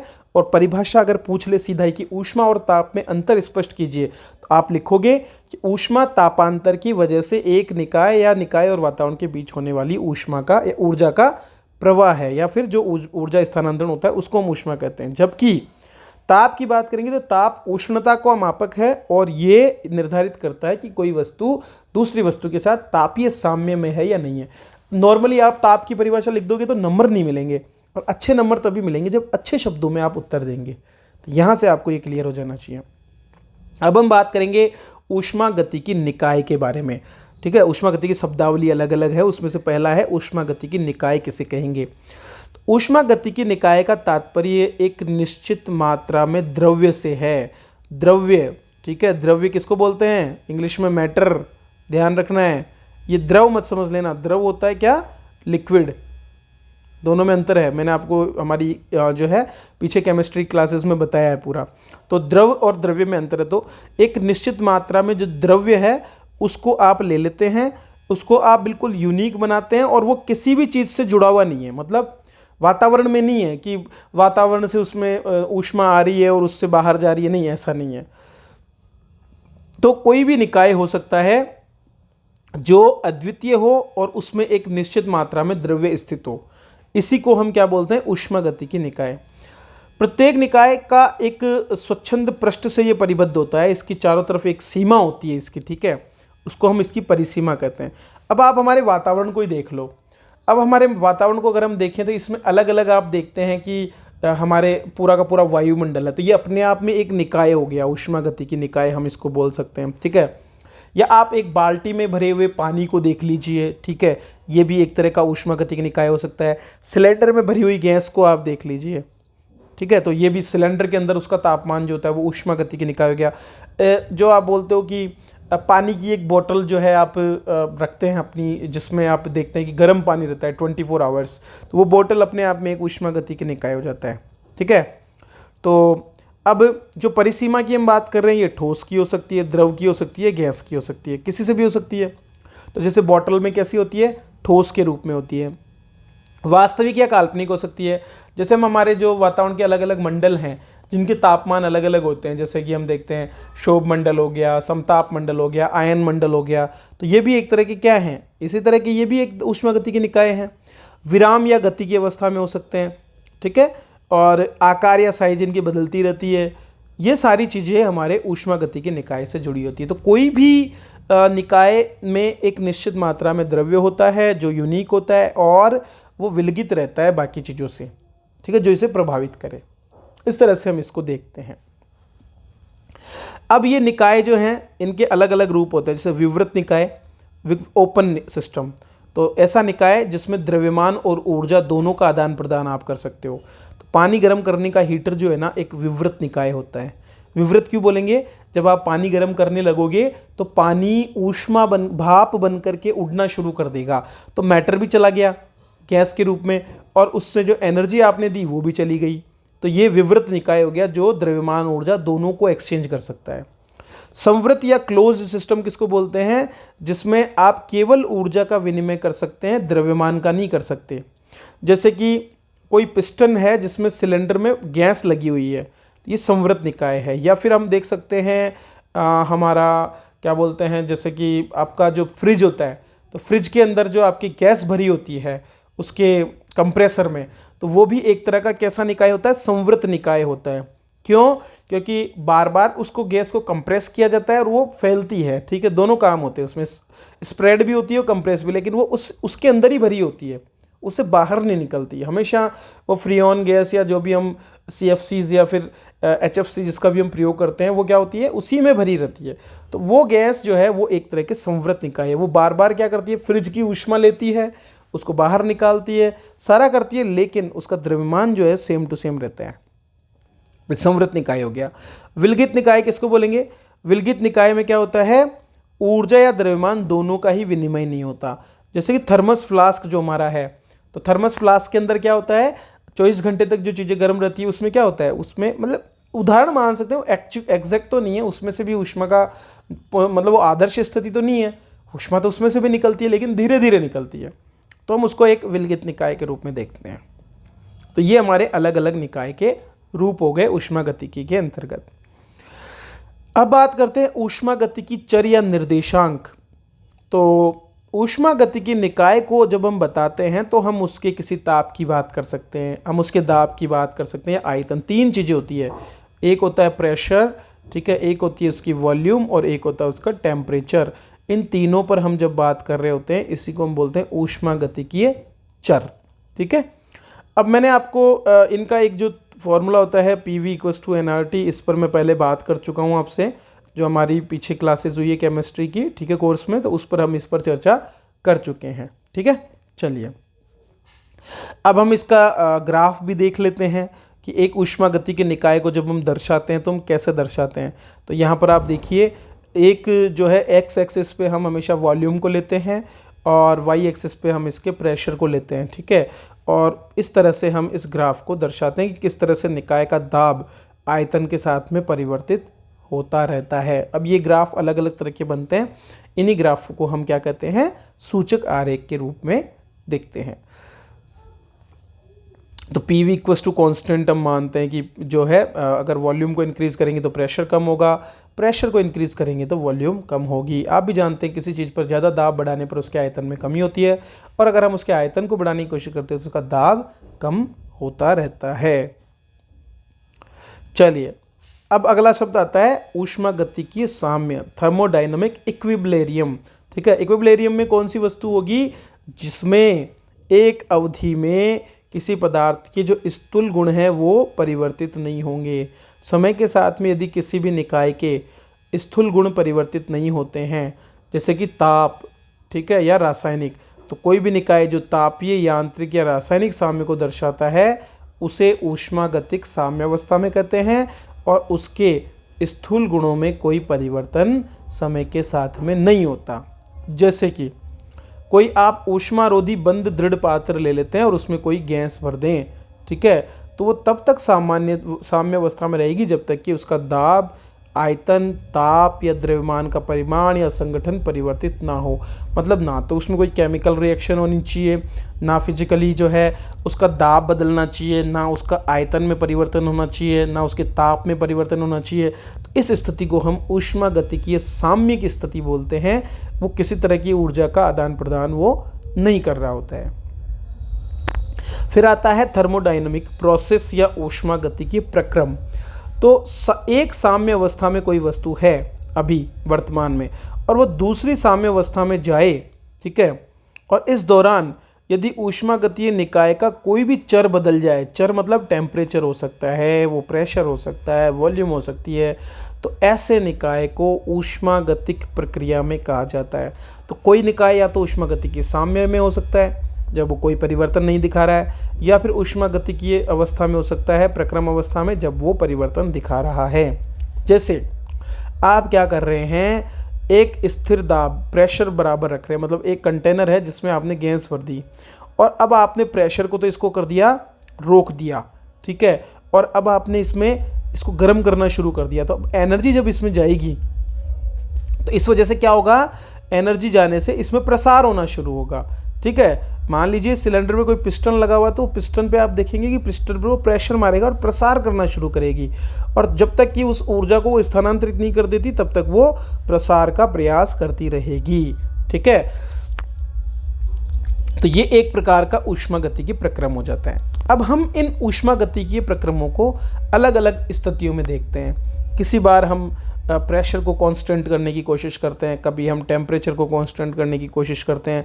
तो पी, वी और जो हमारा टी है, इनमें जो चेंजेज होते हैं उनके आधार पर अलग अलग हमारे पास में प्रक्रम सामने आते हैं। चलिए, पहला प्रक्रम होता है उत्क्रमणीय प्रक्रम। उत्क्रमणीय मतलब रिवर्सिबल, ऐसा प्रक्रम जिसमें आपके क्या होगा, दोनों तरफ गति होगी, ठीक है, आगे की तरफ भी और पीछे की तरफ भी। तो कोई ऐसा प्रक्रम जिसमें प्रारंभिक व अंतिम अवस्था के बीच सभी अवस्थाएं साम्य अवस्था में हो तथा प्रक्रम का वापस प्रारंभिक अवस्था में जा पाना संभव हो, उसे उत्क्रमणीय प्रक्रम कहते हैं। जैसे मान लो कि आपके पास में एक प्याले में बर्फ़ पड़ी है, अब आपने इस बर्फ़ को छोड़ दिया। अब क्या होगा कि लगातार जो है ऊष्मा का ह्रास होगा, और लगातार कंटिन्यूअसली जो है ये बर्फ़ जो है वो पानी में पिघलती रहेगी, बदलती रहेगी, ठीक है। तो बर्फ़ का इस तरह से पिघलना, या फिर जब हम फ्रिज में बर्फ़ पानी को रखते हैं तो उसका जमना, ये दोनों उत्क्रमणीय प्रक्रम के रूप में माने जाते हैं। हालांकि कभी भी कोई भी वस्तु बिल्कुल उत्क्रमणीय हो ही नहीं सकती, वास्तविकता में कभी ऐसा नहीं होता, ये आदर्श स्थिति में ही ऐसा हो सकता है। अनुत्क्रमणीय प्रक्रम में क्या होता है, अनुत्क्रमणीय प्रक्रम में क्या होता है कि अंतिम अवस्था और प्रारंभिक अवस्था में साम्य नहीं रहता, और अनुत्क्रमणीय प्रक्रम में जो घटना घटित हुई है वो वापस से उस अवस्था में नहीं आएगी जिससे वो शुरू हुई थी। तो अंतिम अवस्था से प्रारंभिक अवस्था में उसी साम्य अवस्था के साथ साथ वो वापस नहीं लौट सकता, मतलब जैसे गया था ना वैसे वापस नहीं आएगा। अब पानी का क्या होता है, पानी का टेम्परेचर जैसे जैसे आप बढ़ाते हो वैसे वैसे वो भाप बन जाएगा, और भाप में से जैसे जैसे टेम्परेचर को आप बढ़ाओगे वैसे वैसे वो जल बन जाता है। तो वहाँ पर ये संभव है। लेकिन मान लो कि आप पानी में चीनी को घोल रहे हो, तो अभी आपके पास चीनी अलग पड़ी है, पानी अलग है। पानी में जैसे आपने चीनी को डाला, आपने घोलना शुरू किया, तो क्या अब आप वापस से उस चीनी को उसी तरह से पानी में से निकाल सकते हैं? नहीं निकाल सकते, ठीक है। वापस से हम उस प्रोसेस को दोहरा नहीं सकते, बैक में नहीं जा सकते। तो ये जो स्थिति है, इस स्थिति के लिए ही हम अनुत्क्रमणीय प्रक्रम शब्द का प्रयोग करते हैं, ठीक है, समझे। चलिए आगे देखते हैं, हवा से लोहे में जंग लगना। तो हवा जो है जब भी लोहे के साथ क्रिया करती है तो उसमें जंग लग जाएगी, लेकिन आप क्या वापस से जंग से लोहा बना सकते हैं? ऐसा हम नहीं कर सकते। इसलिए इसको हम अनुत्क्रमणीय प्रक्रम के रूप में जानते हैं। तो ज़्यादातर जो भौतिक परिवर्तन होते हैं वो उत्क्रमणीय होते हैं, और जो रासायनिक परिवर्तन हम देखते हैं वे अनुत्क्रमणीय प्रक्रम के रूप में देखे जाते हैं। ठीक है, तो ये उत्क्रमणीय और अनुत्क्रमणीय प्रक्रमों के बारे में हो गया। फिर हम तापमान के आधार पर अगर देखें, अगर हम तापमान को नियत कर दें,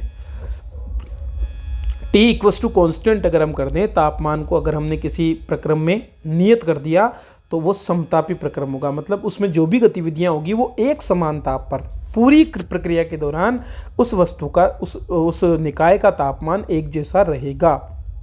जैसे कि एक पूर्ण रूप से चालक दीवारों वाले सिलेंडर में आदर्श गैस का प्रसार या संपीड़न समतापी प्रक्रम प्रक्रिया है।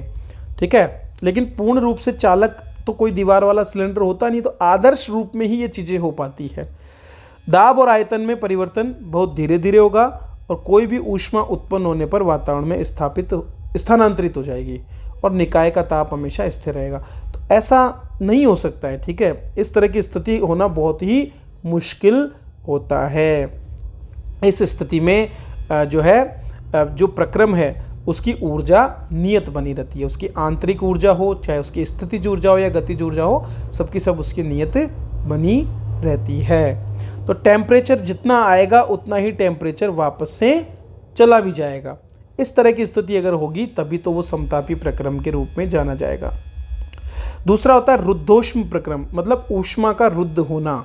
ठीक है, तो एक प्रक्रम जिसमें ऊष्मीय ऊर्जा का कोई आदान प्रदान नहीं होता, किसी प्रकार की एनर्जी ना तो वो ले रहा है ना ही वो दे रहा है, ऐसे प्रक्रम को हम रुद्धोष्म प्रक्रम कहते हैं। इसका उदाहरण क्या है? पूर्णतः ऊष्मारोधी सिलेंडर में आदर्श गैस का प्रसार होना या संपीड़न होना। ऊष्मारोधी होगा तभी तो दूसरे निकायों को ऊष्मा नहीं दे पाएगा। ठीक है, तो ये निकाय अपने वातावरण से पृथक होता है, कोई ऊष्मा न तो इसमें प्रवेश करेगी ना ही इससे बाहर जाएगी। तो जो ऊष्मा में परिवर्तन है डेल्टा क्यू, ये जीरो होगा, और जो इसकी डेल्टा यू होगी, जो इसकी स्थितिज ऊर्जा में बदलाव होगा, वो इस पर किए हुए कार्य के विपरीत होगा। तो डेल्टा डब्ल्यू कार्य को बोल रहे हैं हम, पर कार्य में परिवर्तन। ठीक है, तो जितना कार्य तुम कर रहे हो उसका ही असर होगा कि वो पूरा का पूरा कार्य किस में परिवर्तित हो जाएगा? स्थितिज ऊर्जा में। ठीक है, तो पूरा का पूरा जितना भी कार्य किया वो किस में परिवर्तित हो जाता है? पूरा का पूरा उसकी स्थितिज ऊर्जा में, जिसको हम उसकी आंतरिक ऊर्जा भी कह सकते हैं। तो आंतरिक ऊर्जा में परिवर्तन उस पर किए गए कार्य के बराबर यहाँ पर हो जाएगा रुद्धोष्म प्रक्रम में। क्यों? बाहर वो ना तो ऊष्मा लेगा ना ही वो देगा। तो अगर गैस को हम अंदर ही अंदर संपीड़ित करें, मतलब कार्य कर रहे हैं उस पर, तो क्या होगा? ऊष्मा तो बाहर जाएगी नहीं, तो क्या होगा? पूरा का पूरा जो डेल्टा यू है वो इसमें पॉजिटिव होती जाएगी, मतलब उसकी स्थितिज ऊर्जा बढ़ती जाएगी। अब अगर आप उस पिस्टन को, जिससे कि आप उस पर कार्य कर रहे हो, उसको ढीला छोड़ दो, तो यही ऊर्जा बाद में क्या होगी? वापस से कार्य में परिणत हो जाएगी। और चूंकि जब हम ऊष्मा इसको दे रहे हैं, क्योंकि कार्य हम कर रहे हैं, तो कण पास में आएंगे, पास में आते हुए कण एक दूसरे पर प्रेशर डालेंगे, तो निकाय की आंतरिक ऊर्जा में भी वृद्धि यहाँ पर होगी। ठीक है, अब जब गैस का प्रसार हमको करना है तो निकाय के द्वारा जो भी कार्य होगा वो इसमें सम्मिलित हो जाएगा।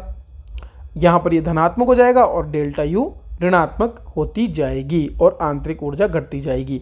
तो ये उसी तरह से है कि अगर पिस्टन को हम दबाते जा रहे हैं तो निकाय की आंतरिक ऊर्जा बढ़ती जाएगी, लेकिन जैसे ही हम पिस्टन को रिलीज करेंगे तो अब अंदर जो भरी हुई आंतरिक ऊर्जा है वो घटेगी और लगातार जो है कार्य उस पर होता जाएगा।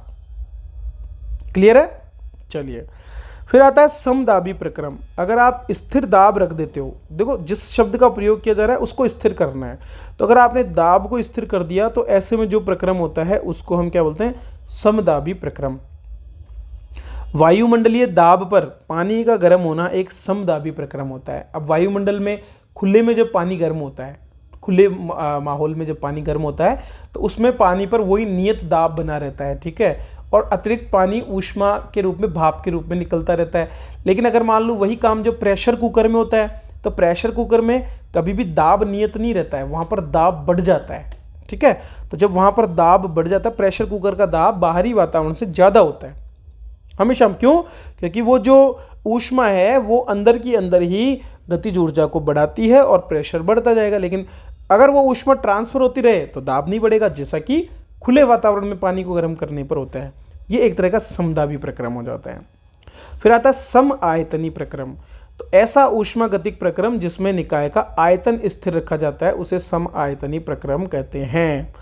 तो जब हम एक फिक्स आयतन के सिलेंडर को अंदर गैस को गर्म करेंगे तो ये सम आयतनी प्रक्रम होगा। गैस में से आयतन बिल्कुल स्थिर रहेगा, कोई कार्य गैस पर नहीं होगा। तो डेल्टा डब्ल्यू कितना हो जाएगा, 0। और जितनी भी हम उसको ऊर्जा देंगे, ठीक है, ऊष्मा देंगे, वो उसकी स्थितिज ऊर्जा में बदलती जाएगी। मतलब आपने एक जैसे कि आपने मान लीजिए प्रेशर कुकर है आपके पास में, तो प्रेशर कुकर का आपने क्या किया, उसका जो वॉल है उसको बंद कर दिया, तो एक तापमान तक आप उसमें क्या कर सकते हैं, उसको गर्म कर सकते हैं, क्योंकि जो भी आप गर्म कर रहे हैं वो पूरा का पूरा उसकी आंतरिक स्थितिज ऊर्जा में बदलता जाएगा। लेकिन जैसे ही आप उस ढक्कन को खोलेंगे तो गैस बाहर निकलने की कोशिश करेगी, तो उसका आयतन परिवर्तित हो सकता है। लेकिन अगर हम उसको बंद कर दें बिल्कुल पूरी तरह से, तो आयतन में किसी तरह का कोई बदलाव नहीं होगा। लेकिन जो भी हम कार्य तो कुछ होगा नहीं, जो भी हम ऊष्मा देंगे वो पूरी की पूरी किस में परिवर्तित हो जाएगी, उसकी आंतरिक ऊर्जा में। और वही आंतरिक ऊर्जा तो क्या करती है, उसका जो नोजल होता है हमारा जो सिलेंडर कुकर का, उस नोजल को, उस पर ढक्कन होता है, वो एक निश्चित दाब लगा रहा होता है। लेकिन जब आंतरिक ऊर्जा बहुत अधिक हो जाती है तो वो क्या करती है, इस नोजल को हवा में ऊपर उठाने का काम करती है, और यही कार्य वो करती है। लेकिन जब समायतनी प्रक्रम होता है तो ये कार्य 0 रहता है, मतलब ये ढक्कन उठेगा नहीं है, बिल्कुल फिक्स कर देंगे हम इसको। तो ये जितनी भी उसको हम ऊष्मा दे रहे हैं वो किस में परिवर्तित हो जाएगी, उसकी आंतरिक ऊर्जा के रूप में परिवर्तित हो। ये डेल्टा जो है ना, ये परिवर्तन को दर्शाता है। तो डेल्टा यू का मतलब है उसकी आंतरिक ऊर्जा में परिवर्तन, डेल्टा डब्ल्यू का मतलब है कार्य में जितना कार्य किया गया है, और डेल्टा क्यू का मतलब है जो ऊष्मा दी गई है। ठीक है। चक्रीय प्रक्रम जो होते हैं उनमें निकाय अपनी प्रारंभिक स्थिति में वापस आ जाता है, मतलब आंतरिक ऊर्जा में कोई परिवर्तन नहीं होता। तो डेल्टा यू 0 रहती है, और जो भी ऊष्मा हम देते हैं वो पूरी की पूरी कार्य में बदल जाती है। जैसे पिस्टन वाला जो सिलेंडर होते हैं उसमें क्या होता है, आप जो भी ऊर्जा देंगे वो सारी की सारी क्या होती है, उस पिस्टन को उठाने और वापस लाने में। तो उठाकर आप जैसे छोड़ेंगे वो पिस्टन वापस अपनी जगह पे आएगा। तो उठाने में जो कार्य किया गया वो पूरा का पूरा ऊष्मा है। तो जो भी ऊष्मा हम देंगे वो क्या हो जाएगी, कार्य में यहाँ पर परिणत हो जाती है। जैसे कि हमारे पिस्टन वाले जो सिलेंडर होते हैं गाड़ियों में, आपकी जो गाड़ियों में सिलेंडर होते हैं उसमें यही प्रक्रम दोहराए जाते हैं। तो ये अलग अलग प्रकार के प्रक्रमों की बात हो गई, चाहे वो अनुत्क्रमणीय प्रक्रम हो, समतापी हो, रुद्धोष्म हो, समदाबी हो, या फिर समायतनी प्रक्रम हो। बहुत ज़्यादा डीप में आपको इनमें नहीं जाना। 3 चीज़ें याद रखनी है, डेल्टा क्यू, डेल्टा यू और डेल्टा डब्ल्यू का संबंध क्या है, बस वो अगर आपने समझा दिया तो आप आसानी से इसमें मार्क्स ले सकते हैं। अब एक और बात कर लेते हैं अवस्था परिवर्तन और प्रावस्था ग्राफ के बारे में। ठीक है, तो एक जैसा कि हमने देखा था कि हम एक्स एक्सिस पर टेम्परेचर को दर्शा सकते हैं, और वाइट इस पर जो है प्रेशर को अगर हम दर्शाएं, ठीक है, वाई एक्सिस पर। तो ये एक ग्राफ अगर हम बनाएं किसी भी पदार्थ के लिए, तो तीनों अवस्थाओं का एक दाब ताप ग्राफ हम इसे बोलेंगे। क्या बोलेंगे, दाब और ताप का ग्राफ। और ये ग्राफ क्या क्या कहलाता है, प्रावस्था ग्राफ। इसको हम क्या बोलते हैं, प्रावस्था ग्राफ। इस ग्राफ के माध्यम से हमको एक बिंदु प्राप्त होता है जिसको हम बोलते हैं त्रिक बिंदु। ये एक विशेष बिंदु है। दाब बढ़ाने पर, इस बिंदु पर दाब बढ़ाने पर, जैसे हम जानते हैं ठोस का गलनांक कम होता है। अगर आप किसी ठोस वस्तु पर दाब बढ़ा दोगे ना, तो उस पर क्या होगा, उसका गलनांक कम हो जाएगा। कम तापमान पर भी वो गलने की स्थिति में चला जाएगा। और द्रव का क्वथनांक बढ़ जाता है। अगर आप मान लीजिए जैसे कुकर में क्या होता है, कुकर में दाब बढ़ जाता है, दाब बढ़ने की वजह से उसमें जो भी उबलने वाला पानी होता है उसका क्वथनांक क्या होता है, अधिक होता है।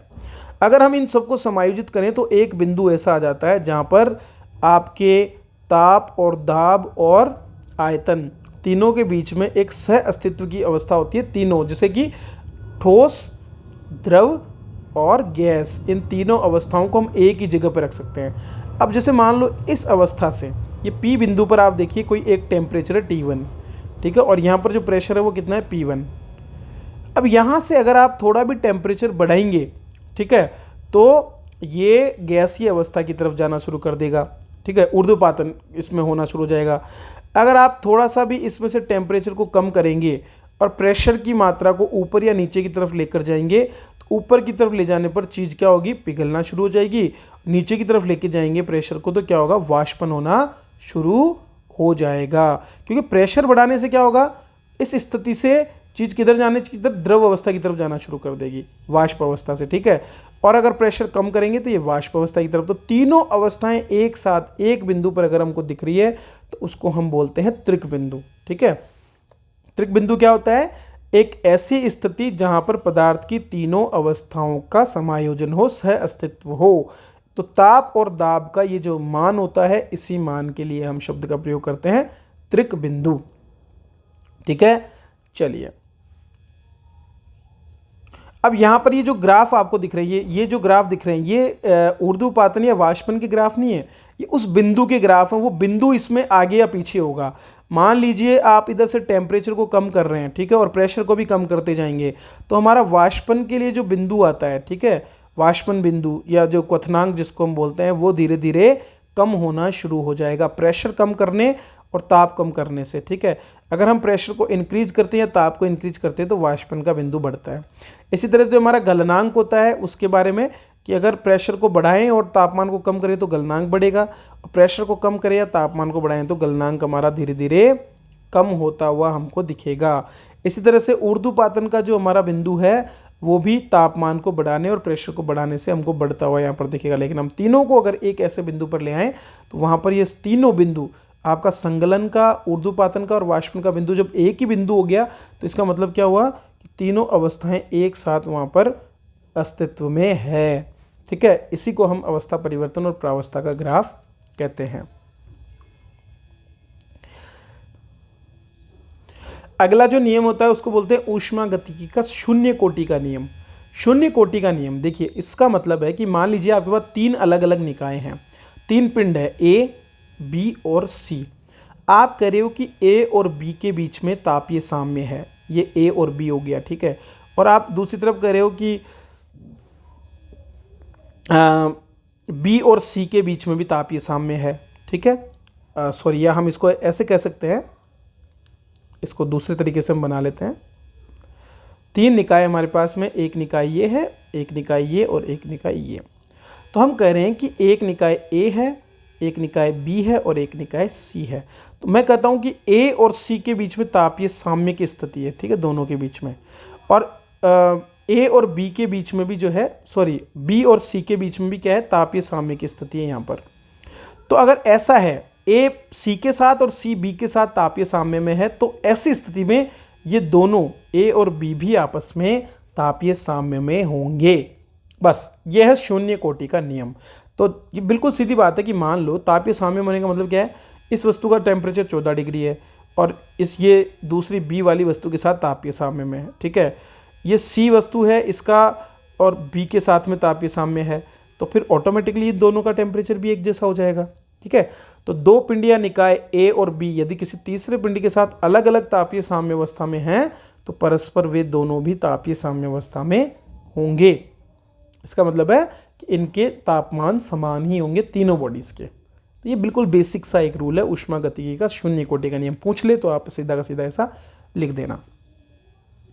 अब बात करते हैं आंतरिक ऊर्जा की। आंतरिक ऊर्जा या इंटरनल एनर्जी क्या होती है। तो हम सभी जानते हैं कि किसी भी पदार्थ को जब हम देखते हैं तो वो बहुत सारे कणों से मिलकर के बना होता है, ठीक है। अब ये कण या तो रुकी हुई अवस्था में हो सकता है या चलती हुई अवस्था में हो सकता है, या तो स्थिर होगा या फिर गतिज अवस्था में होगा। तो इस प्रकार से इसकी जो आंतरिक ऊर्जा है वो इसकी स्थितिज और गतिज दोनों ऊर्जाओं का योग होगा। तो इसकी जो टोटल एनर्जी है डेल्टा ई अगर हम बात कर लें तो ये क्या होगी, इसकी काइनेटिक एनर्जी जो है, ठीक है, और इसकी स्थितिज ऊर्जा स्टैटिक एनर्जी या पोटेंशियल एनर्जी जो है, उन दोनों का जोड़ होगा। तो गतिज और स्थितिज दोनों ऊर्जाओं के जोड़ के रूप में हम इसको दर्शाते हैं। आंतरिक ऊर्जा अणु की गतिज और स्थितिज ऊर्जा दोनों के योग के बराबर होती है, ठीक है। और इसीलिए वो पदार्थ का जो द्रव्यमान केंद्र होता है निकाय का, वो विराम अवस्था में माना जाता है। आंतरिक गतिज ऊर्जा किस लिए होती है, अणुओं की गति की वजह से। आंतरिक स्थितिज ऊर्जा किसकी वजह से होती है, अणुओं के बीच में लगने वाले बल की वजह से। तो आपने देखा है ना, अंतराणुक बल जिस आपस में एक दूसरे को रोक करके रखते हैं, तो वो आंतरिक स्थितिज ऊर्जा के रूप में काउंट होती है। अब बात आती है ऊष्मा कार्य और आंतरिक ऊर्जा में क्या अंतर हैं। ठीक है, तो हमने देखा था ना, जैसे कि Q ऊष्मा, वर्क कार्य और U ऊर्जा। तो पीछे हमने जो अलग अलग प्रक्रम देखे थे उन तीनों में ये तीनों चीज़ें हमारे पास में आई थी। तो ऊष्मा कार्य और आंतरिक ऊर्जा में समझिए, ऊष्मा क्या है? ऊष्मा रूपांतरण, ऊष्मा जो है तापांतर की वजह से होने वाला ऊर्जा का स्थानांतरण है। तो निश्चित रूप से ऊर्जा है, लेकिन पारगमन रूप में होती है ये हमको हमेशा एक से दूसरी वस्तु में जाती हुई दिखाई देती है। ऊष्मा व कार्य, ऊष्मा गतिकी में स्थिति चर नहीं होते, मतलब ये किसी पोजीशन को नहीं दिखाते, बल्कि ये उस परिवर्तन को दर्शाते हैं हमेशा जो कि किसी एक निश्चित समय अवधि में होता है। तो ऊर्जा के स्थानांतरण की विधियां हैं ये, कार्य भी। ठीक है, कार्य और ऊष्मा दोनों ही क्या करते हैं? ऊर्जा के स्थानांतरण की विधि होती है। ठीक है, और ये दोनों करने से, अगर आपने किसी पदार्थ को ऊष्मा दी तो भी ऊर्जा ही दी, एक तरह से उसको क्या मतलब कार्य ही किया उस पर। ऊष्मा देने से भी उसकी आंतरिक ऊर्जा परिवर्तित होगी, और अगर आप कार्य करते हैं तो भी आंतरिक ऊर्जा परिवर्तित होगी। जैसे कि आपके शरीर में स्थितिक ऊर्जा हमारे हाथ में है, और जैसे हम हाथ को हिलाएंगे तो हम कार्य कर रहे हैं, तो हमारी ऊष्मा ही क्या हो जाएगी? कार्य में परिवर्तित हो जाएगी। ठीक है, इसीलिए शरीर पर पसीना भी जल्दी से हमको आता हुआ दिखाई देता है, क्योंकि ऊर्जा का ह्रास हो रहा है। तो ऊष्मा और कार्य दो भिन्न भिन्न विधियां हैं जिनसे ऊष्मीय निकाय की स्थिति परिवर्तित होती है। ठीक है, मतलब उसकी आंतरिक ऊर्जा में परिवर्तन होता है। तो ये दोनों परिवर्तित करते हैं स्थिति को, खुद स्थिति चर नहीं है, लेकिन ये परिवर्तन के लिए उत्तरदायी है। लेकिन आंतरिक ऊर्जा उसकी स्थिति में परिवर्तन को दर्शाता है कि उसकी अब स्थिति कैसी है, पहले कैसी थी। ये ऊष्मा कार्य और आंतरिक ऊर्जा के बीच के अंतर को हम यहाँ पर समझ सकते हैं। अब आप ऊष्मा गतिकी के नियम पढ़ लीजिए। दो नियम हमारे पास में है जिन पर हमें अब बात करनी है। तो ऊष्मा गतिकी का जो हमारा प्रथम नियम है वो क्या बोल रहा है? ये नियम कहता है कि किसी भी ऊष्मा गतिक प्रक्रम में, कोई भी एक प्रोसेस है, थर्मोडायनेमिक प्रोसेस, उसमें आंतरिक ऊर्जा में परिवर्तन, मतलब डेल्टा यू जो है वो उसको दी गई ऊष्मा और उस पर किए गए कार्य के योग के बराबर है।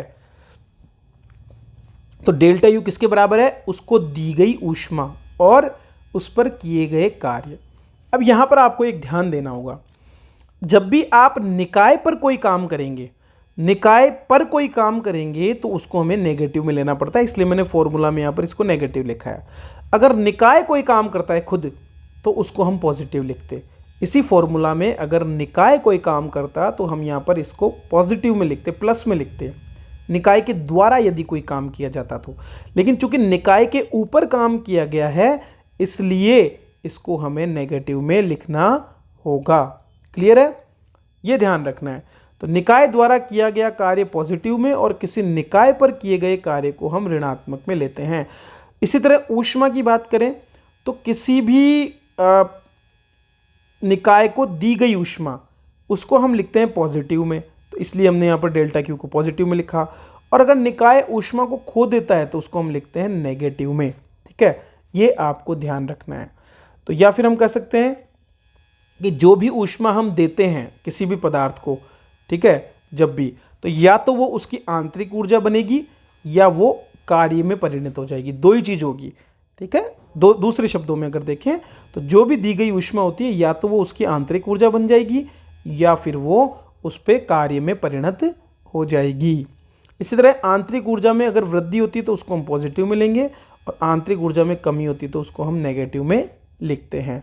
ये एक तरह से ऊष्मा गतिकी निकाय के लिए ऊर्जा संरक्षण का सिद्धांत है। क्लियर है? तो जब भी आपको ये दिखे तो आप ध्यान दें कि डेल्टा क्यू मतलब दी गई ऊष्मा जो है वो या तो बन जाएगी आंतरिक ऊर्जा या फिर हो जाएगी कार्य में परिणत। ये ध्यान रखना है बस आपको। और परिभाषा में क्या बोलेंगे? किसी ऊष्मागतिक प्रक्रम में आंतरिक ऊर्जा में जो परिवर्तन होता है वो उसे दी गई ऊष्मा या फिर उस पर किए गए कार्य के योग के बराबर होता है। क्लियर? चलिए, इसकी सीमाएं क्या है? यह नियम ऊष्मा प्रवाह की दिशा को स्पष्ट नहीं करता। तो आपको यहां पर पता नहीं चल रहा होगा कि कार्य ऊष्मा किधर प्रवाहित हो रही है।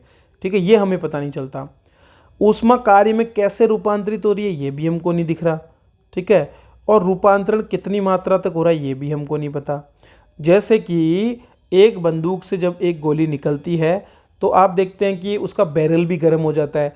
अब कितना कैसे जो है गोली निकली, कैसे गोली गई, उसके बारे में हम स्पष्ट नहीं कर सकते। और दूसरा, जो रूपांतरण कितनी मात्रा तक हुआ, मतलब कितना कार्य में गया, कितना ऊष्मा बना, या पूरा का पूरा ही रूपांतरित हुआ, ये हम कुछ भी नहीं बता सकते। तो ऊष्मागति का प्रथम नियम केवल यही कहता है कि या तो ऊर्जा कार्य के रूप में परिवर्तित हो जाएगी, या फिर आंतरिक ऊर्जा बन जाएगी, या ऊष्मा। ये तीनों आपस में इंटर रिलेटेड है, कभी भी नष्ट नहीं होती है ऊर्जा, ठीक है। तो ऊष्मागतिकी का प्रथम नियम इस तरह से अपने आप को सिद्ध करता है। इसका दूसरा नियम के दो अलग अलग कथन है। पहला तो केल्विन प्लांक का कथन आता है, जो क्या कहता है कि किसी निकाय के लिए नियत ताप पर एक टेम्परेचर अगर आपने फिक्स कर दिया, तो किसी स्रोत से ऊष्मा अवशोषित करके उसकी संपूर्ण मात्रा को आप कार्य में परिवर्तित नहीं कर सकते, ठीक है। वो वापस से कुछ ना कुछ मात्रा उसकी आंतरिक ऊर्जा बन जाएगी, और बाकी मात्रा जो है वो कार्य में बदल जाएगी। पूरा का पूरा जो है आप क्या नहीं कर सकते, उसको संपूर्ण मात्रा को कार्य में नहीं बदल सकते। वहीं पर क्लासियस यहाँ पर दूसरी बात कहते हैं। क्लासियस कहते हैं कि बिना बाहर से काम किए ठंडी वस्तु से ऊष्मा को गर्म वस्तु में रूपांतरित नहीं कर सकते। जैसे कि फ्रिज जो ठंडा होता है, बाहर का तापमान गर्म है, तो आपको फ्रिज को और ठंडा करना है, तो आपको ठंडे से गर्म में भेजने के लिए क्या करना पड़ता है, इलेक्ट्रिसिटी का प्रयोग करते हुए कंप्रेसर पे काम करना पड़ता है। तब जाकर के आप ठंडी वस्तु से गर्म वस्तु की तरफ ऊष्मा को भेज सकते हैं। सामान्य स्थिति में हमेशा गर्म से ठंडी की ओर ही ऊष्मा का प्रवाह होगा। तो ऊष्मागतिकी के दूसरे नियम में क्लासियस का कथन इस तरह से अपने आप को साबित करता है। अब हम देखते हैं ऊष्मा संचरण की प्रक्रियाएं। तो ऊष्मा का संचरण कैसे होता है। ऊष्मागतिकी के दूसरे नियम में जैसा हमने पढ़ा, उच्चतर ताप से वस्तु से निम्न ताप की ओर हमेशा प्रवाहित होती रहती है, और ऊष्मा का स्थानांतरण कब तक होता रहेगा, जब तक कि दोनों का ताप समान नहीं होता, दोनों तापीय साम्य की अवस्था में नहीं आ जाती। हमने पीछे पढ़ा है ये चीज़, है ना। तो तीन तरह से हो सकता है, चालन से, संवहन से, या विकिरण से। कंडक्शन, कन्वेक्शन और रेडिएशन। चालन में क्या होगा, चालन में आपस में पास पास जो अणु हैं वो ही एक दूसरे को ऊर्जा का रूपांतरण करते हैं, ऊष्मा का रूपांतरण करते हैं। ठोस अवस्था में जैसे कि आपने चिमटे को गर्म किया होगा तो आगे से गर्म करते हैं, वो पीछे से भी हो जाता है। क्यों, क्योंकि एक अणु दूसरे अणु को यहाँ पर क्या करता है, ऊर्जा का स्थानांतरण करते हुए अंतिम अणु तक पहुँचा देता है, इसलिए हमको उसके ताप में वृद्धि देखने को मिलती है। ये क्यों होता है, तापांतर की वजह से होता है। ये धीरे धीरे होता है, इसके लिए माध्यम की आवश्यकता होती है, ठीक है। और दैनिक जीवन में इसका उपयोग क्या होता है, अधिक चालकता, जैसे खाना बनाने के लिए धातु के बर्तनों का प्रयोग करना, और कम चालकता जैसे कि शीत ऋतु में ऊनी वस्त्रों का। तो जो कम चालक वस्तुएं होती है, जो कुचालक वस्तुएं, जैसे शीत ऋतु में ऊनी वस्त्र पहनते हैं तो वो कुचालक होते हैं। बर्फ़ को जो है थर्माकोल या जूट के बॉक्स में रख दे तो वो पिघलेंगे नहीं, ठीक है। ये इसके प्रयोग हो गए। संवहन, संवहन में क्या होता है, अणु खुद क्या करेंगे, खुद स्थानांतरित हो जाएंगे, खुद उठेंगे और आगे की तरफ बढ़ेंगे। द्रवों में होता है, जैसे चाय आप बनाते हैं तो आप देखते होंगे ना, चाय के दाने ऊपर की तरफ आपको गति करते हुए दिखेंगे। क्यों, क्योंकि वहाँ पर कण खुद जाकर के संवहन के माध्यम से जो है ऊष्मा का संचरण करते हैं। इसका कारण होता है घनत्व में अंतर, ठीक है। ये तेज गति से होता है, इसमें भी माध्यम की जरूरत होती है, और इसके उदाहरण हैं उबलता पानी, चाय, हमारे रक्त का परिसंचरण, रेफ्रिजरेटर, घरों में रोशनदान का प्रयोग, या स्थल और जल समीर। ये सारे के सारे उदाहरण हमें देखने को मिलते हैं संवहन की गतिविधि में। तो कोई अगर आपसे संवहन के उदाहरण पूछ ले तो आप बता दीजिए कि स्थल और जल समीर, जिसमें खुद हवा के जो है कण, गैस खुद जो है प्रवाहित होकर के और ऊर्जा का स्थानांतरण करती है। उबलते पानी और चाय में, रक्त में हमारे खुद रक्त का जो रक्त है हमारा वो खुद जो है परिसंचरण करता है, इस तरह से। तीसरा होता है विकिरण या रेडिएशन। तो किसी भी पिंड की सतह से ऊर्जा का सतत उत्सर्जन होता है फोटोन्स के रूप में, ठीक है। ये निर्वात में भी हो सकता है, माध्यम में भी हो सकता है। ज़्यादा कारण क्या होता है, 0 केल्विन या -273 डिग्री सेल्सियस से ज़्यादा टेम्परेचर वाली जितनी भी वस्तुएं उन सब में ये होता है, ठीक है। लेकिन जब 0 डिग्री केल्विन पे चले जाओगे वहाँ पर नहीं होगा, बहुत तेज़ी से होता है।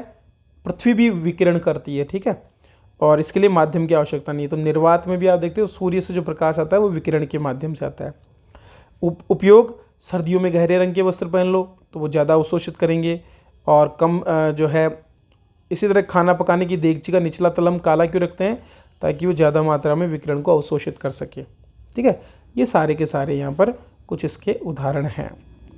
तो ये हो गया आपका थर्मोडायनामिक्स वाला पार्ट, तीसरा चैप्टर पूरा।